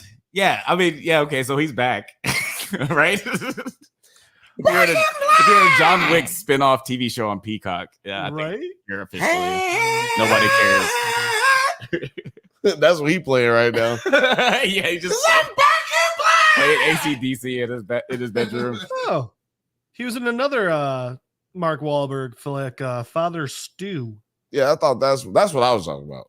Okay. Is it a sequel to the one you were talking about? No. Daddy's Home 2 is a sequel to Daddy's Home. But I also forgot he was in Fat Boy, where we have Walter Goggins trying to kill Mel Gibson Santa. I heard about that movie. I didn't see it, but I heard about it. I thought that was one of those movies. Thank you, Wally. I ain't got time to be distracted by your work time. That is an interesting, because that's one of those movies where I just I was like, oh, that's one of those movies that doesn't exist. That's it's like that Bruce Willis movie that we told you about, the Bruce Willis movie that is really fucking bad. Right. Die Hard 3? No, dude. I'm gonna look it up right Once Upon a Time in Venice. I think that's what it is. Yeah, I actually do like Die Hard 3. Hold on, I'm about to look that up. Die Hard 3 is just damn near as good as the first Die Hard, and I'll put that on wax. You know what's not? Die Hard 5. Nope. No, yeah, that the Die Hard 3 is where the good Die Hard movies ended. Honestly, I can even watch Die Hard 4. It's not as easy, but I can watch it. But Die Hard 5, I saw it in theaters twice and fell asleep both times. Damn, you saw it in theaters twice? I didn't pay for either ticket. Okay, well, that makes Roll sense. Tide. Roll Tide. It's like a free nap and a nice. Did you just say free? Before we get out of here, we're talking X-Men. I know we're talking X-Men. Did you guys have any final thoughts before we get out of here? Final thoughts. Anybody? Just one last thing, because I teased it, is we gotta play the Kingpin skit from Yes. just Oh, origin right. story. Private chat. Yeah. Oh, okay. We'll Oh, pull yeah, it up. you It's pull up it there up. somewhere. Oh, you wait? No, you didn't click on this one. Yeah, it is. Yeah. This one? Yeah. Oh, this thing. Okay, you know what? I'm gonna do that after I do this. That'll be the closer. That'll be the closer. Because you know what? Okay. As I was about to play this, this is crazy. This is crazy. This is a little preview of what the Bantha Bunch is like. but this is a really fucking terrible movie that Bruce Willis was in that no one knows about, and I watched the whole goddamn thing, and it's terrible. That was a mistake. We could rock. What? They took everything. That is Steve. Where are Not you buddy. going? I'm gonna go and get my dog. I didn't see anything. RL They stole my Entertainment. dog. A delicacy in my country, right? There- I never. First of all, this movie has more cameos than you've ever seen in your fucking. Like when I say that, Jason Momoa is in this movie. Jesus. John Goodman is in this movie. Jesus. Ben Stiller is in this movie. Jesus. As you can see, what's his name from Yeah, Harry? Kal Penn, Kal yeah. Penn is in this movie. I love Cal Penn. He's great. Bruce fucking Willis is in this movie. Obviously, did I say Jason Momoa is You in did this say movie? Jason Okay, Momoa. Jason Momoa is in this movie. I can't Did you remember. guys know Cal Penn actually worked for the White House?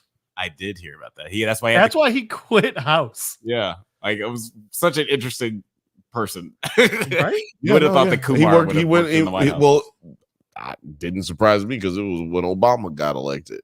It was 2008, and you know what?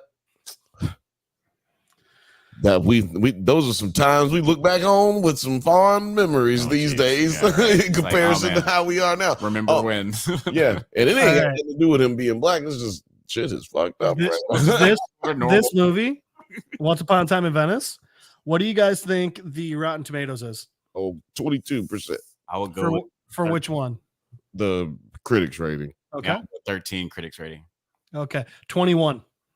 21, What do you think the audience score is? 25. 13. 28. 28. Oh, I was almost dead on both. Is this the movie where he won all those raspberries and then they were like, he has dementia? And then they're like, oh, we retracted. Oh shit. Yeah. No, this came out in 2017. Yeah. No, this Yeah. came out in 2017, but I do have a theory about Well, one more thing. IMDb rating with almost 21,000 reviews. Oh geez. I would say I don't know. I'm gonna go 4. 2 stars. IMDb is very generous. 5.3. 5.3. Yeah, you know why? Because there's there's 3,800 fucking cameos. There is no actual extra person. There is no Yeah. anybody playing anybody in the movie is fucking huge movie star. So Yeah. they probably personally went on there and liked this shit and then told all their friends to like the shit. And also, like, if it has as many cameos as you're saying, like, if you're watching this movie while you're washing the dishes, you could probably get tricked into thinking that it's pretty good. Yeah, definitely. According to Ralph Garman on a podcast, he is not in the movie anymore because his scenes were cut. This was due to Bruce Willis deeming his scenes were unnecessary to shoot. Wow. In a movie that's bad.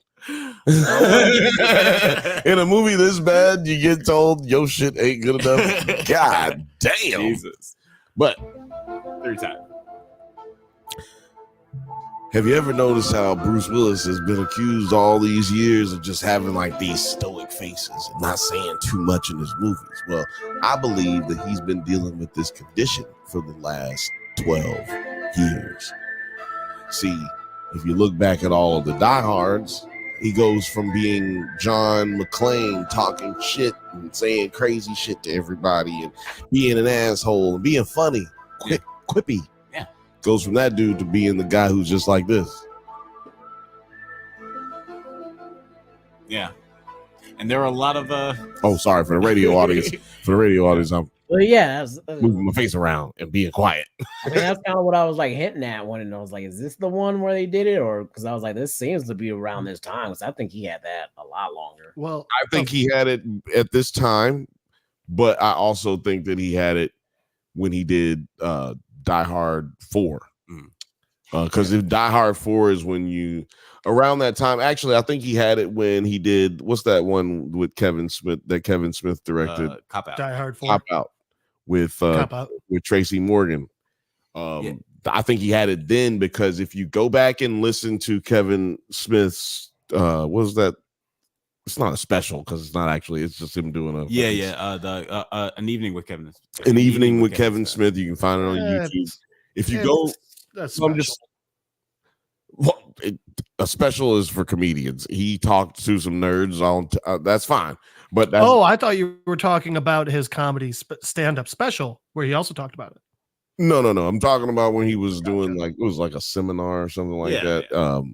It's similar to what they do right now for the podcast. But anyway, he was talking about how hard it was dealing with Bruce Willis, and he was like trying to direct him, like, hey, I need you to do the face, I need you to do the Bruce Willis thing, Hey, I need you to do your job. But he was like telling him to do it like you do it like in the other movies. And then he, the joke is that he got pissed off at him and gave him the look. Yeah. He was like, oh shit, my bad. But what, like, I posit the thought, hey, what if he was dealing with that shit then? Like Terry said, like he'd been had that shit years and years before. I don't think that. I think that you could probably go back. Like I said, Top Cop. Was a Top Cop Out. Cop Out. That was in what 2010. 2011. It was before Lethal Weapon 4. Well, damn. Then that means it was. No. It was after. It was after Lethal. It was before, because he was surprised that they would work together. Sorry. Yes. Thank you. Yeah. I was like, wait, what? So it was before Die Hard 4. That means it was before 2000. Alex is like, I mean, what does that have to do with anything? I was like, what are we talking about? No, it's funny because I was listening to a podcast the other day where they were talking about Death Becomes Her, and then the podcast came out like right before Bruce Willis's diagnosis came out, and it was kind of hilarious because like they were talking about just like how exuberant and how big and open his performance is, and they were just like confounded. They were just like, why all of a sudden does he just like fucking stop giving a shit? Like, it just seems like all of a sudden he just stops giving a shit. I was like, oh no. Sure does. Yes, you guys don't know. All right. People with primary progressive aphasia eventually lose the ability to speak and write. This may take anywhere from 3 to 15 years. Damn, I was trying to. They also have trouble understanding written and spoken language. So, yeah. There we go. I see. I had to get. I was late. I mean, that was just reading a fact to you, but that was just reading a fact. But yeah, like I guess we should wrap it up before we start. Yeah, why did you send me this? Why did you send me this? What is this? That's Death Gambit. Oh, that's Death Gambit. Okay, yeah, no, that's how we end the show. See, we end the show on what we was talking about. and the Kingpin clip. We got to the. No, I am. That's queued up, baby. Yeah, like I said, Gambit just looks like a fucking badass as death. Yeah. Like, remember, like a frontman for is that Psylocke? Psylocke? I think so. I don't know. Well, it doesn't matter. It doesn't matter what your name is. None of this matters. Yeah, Psylocke is another really rad character. Which cameo? Here we go. Oh yeah. She was in that final with North Star. Yeah, she was in that. Oh yeah, she was yeah, in the yeah. fight. So many And cameos. We Cloak didn't and even. Dagger. Maybe we'll talk Dude, next week. Omega Red. Yeah, maybe next. Yeah, maybe next. No, you know what? We're gonna try. We're gonna really try really hard to get Michael on Black Gay Comic Book Geek on YouTube and on Instagram. Go follow him. And in real life. Yeah, well, also in real life. And we've had him on the show before. We talked about Ant-Man Quantum Mania. If you want to go back and watch that episode. The audio is terrible, I will admit, but it's still a really fun conversation. It's a good conversation. We're still figuring shit out then. What's this guy's name? He's the Spider Slayer dude. Smythe. Yeah. Smythe? Alistair Smythe, right? Dude, Yeah. he becomes a huge character in the comics. Really? Yeah, Spider-Man loses his spider sense because of this guy. he goes through a lot and comes up, you know what I'm saying? Like, but definitely got a better haircut too. It occurs to me I know very little Well, about it's before he gets his past. DNA What taken was out. your father like? What is the best way to say it? I believe small-time hood sums it up. But my father wanted more out of life. He wanted to become a I member. forgot about this of voice. the- As for myself, What am I looking for specifically here? There was At 55, a little bit at the 55. Right here, yeah. I feel sometimes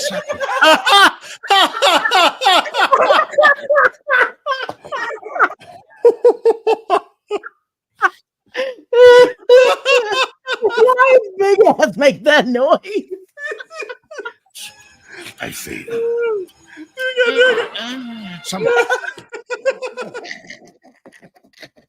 I'm like, it's It's like me getting up off a couch. Y'all know. Why y'all laughing? Y'all know he shit his pants. Right? Oh my god. You know he shit his pants. Right? I'm so mad. That is embarrassing. He just shit on himself. I'm so mad that siren is going on. I see. Otherwise, I would. You'll be able to cancel that sound out on Reaper. Oh, okay, that'd be cool. Yeah. Oh. I feel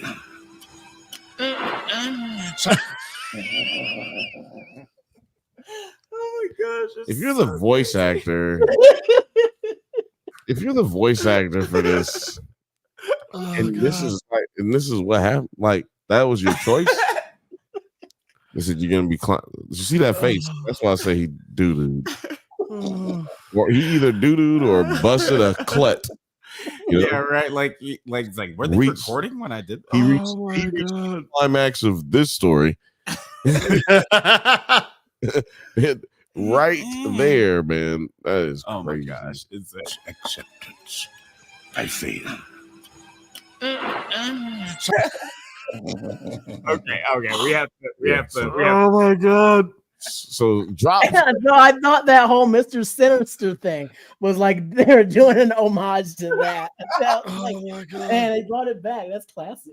Well, they used to do so many funny things on Spider-Man, like Woo! Garlic.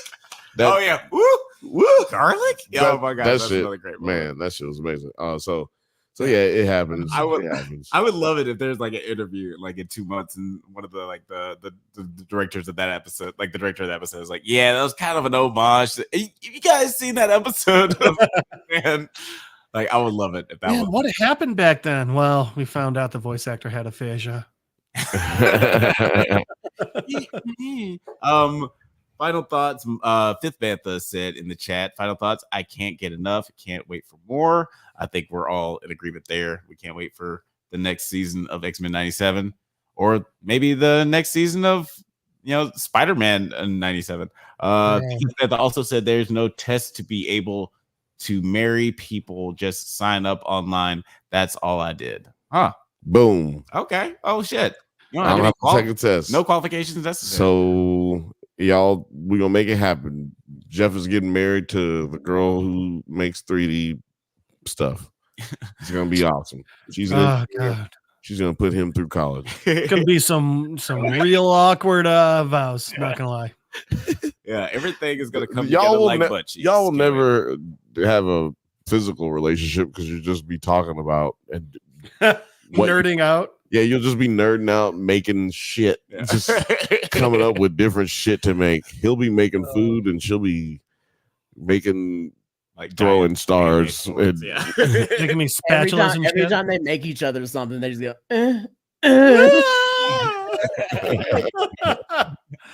My only last thought is just I just hope we get some more mutants next season. Like where the fuck was Iceman? Yeah. Bobby just chilling. Bobby. Well, you know what? He was on the board. He was on the board. And nothing was on his name. So I think that's a sign that you will see him next year. Okay. And I think that they, getting out of here. I think that this show did a great job of not trying to do too much and giving us so much at the same time. I've heard a lot of complaints about how they tried to compress a lot of story from certain comics into one series. That's not, I don't feel like people really understand how this show has been written since the 90s and how Bo DeMaio approached it in this iteration. And that is we take pieces of all the stories to keep our story moving, to keep the show moving without filler episodes. So then our filler episodes have a backbone of continuity, right? So that we can now keep carrying on to the other stories without having to just be Jubilee going to the mall this day and right. Or or something stupid like that, or a bottle episode where we remember all the times that we had that were never on screen. Like, I hate that kind of shit. And so I think they did a great job of that. They didn't try to force a whole bunch of origin story. Let me figure out how this motherfucker got his power and shit. All hate that. And another thing that they didn't do is they didn't try to. They very subtle all the characters that we got. They subtly gave us who they were without a whole bunch of crazy exposition. Mm-hmm. It's subtle exposition. So subtle position. I'm gonna call that subtle position. So because it was so subtle. But you learned everything you needed to learn about people. You like if you never watched this show before, the show previously, you did not miss a beat. Yeah, it was a really good way of just like catching people up who are fans of the show, and also introducing people if you're brand new to this. Kind of in the same way that the old cartoon was, because like they adapted a lot of iconic storylines from the comic books, and that I'm sure that was really great for the comic book nerds as they were seeing like these stories adapted. But as for us, people who never read those storylines, it was still like really interesting. Nerd. But anyway, producer T, do you have any final thoughts on the season before we get out of here? Nope. Besides that ending and saying I called it, and it feels so good to be right. When you call something like that, it makes me feel like I can write comic books and TV shows and shit.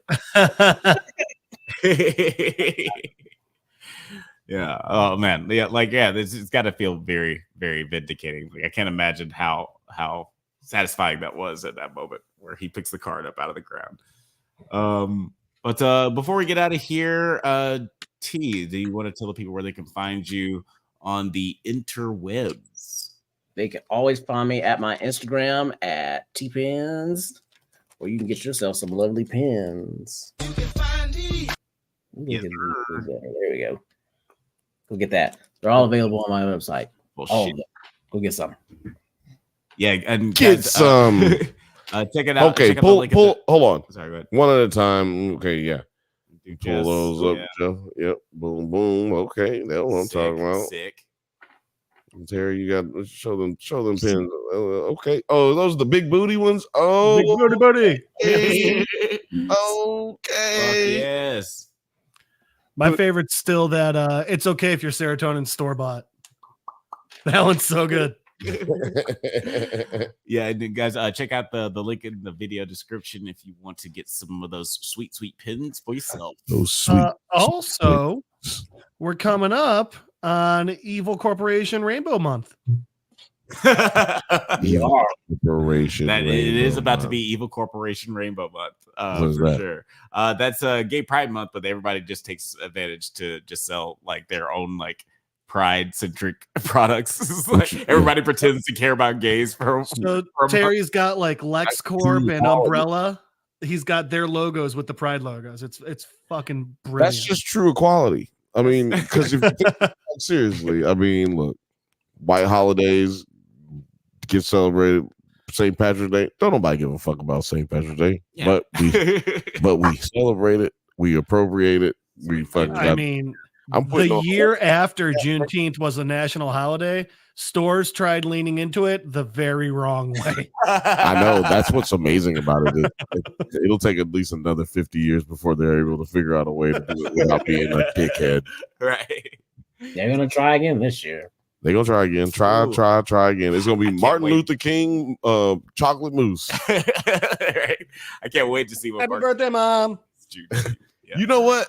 I should probably try to make that. We call it Martin Luther the King chocolate mousse. We gonna make money. That makes money. That's it. Yeah. But anyway, Writes itself, guys. Go ahead and make Jeff, where can the people find Josiah? Oh, thank you. You can try Skyping Don Cheadle's driveway at littlevicky2.com. It's because of the hackers. It's still because of the hackers. Yeah, just the hacker. You can try and find at Madel Jeff on Instagram, at Jeff Madel on Facebook, but the easiest place is to find me, Nerds at Night and Drunk Banthas on Monday nights. Talk about these great shows. Cool. Thank you so much, guys, for coming on and chatting about these two shows tonight. You can find me right here at the Drunk Banthas channel, making stuff on Thursdays, 7 p.m. Yeah, every Pacific Thursday. Banthas Bunch Show. It's your favorite YouTuber's favorite YouTuber. Thank you for listening to the Drunk Banthas podcast, wherever you listen to your podcast. Thank you for watching us on YouTube. We do this every Monday at 8 p.m. Pacific time, but don't forget to like and subscribe so you can get updates on new videos. Mas claro. Check us out on Twitter, IG, TikTok, Letterboxd, likewise, all the internet things at the Drunk Banthas. Until next time, stay safe, my little mutants. Shout out. And may the force be with you. Thank y'all. Y'all in the comments. Love y'all.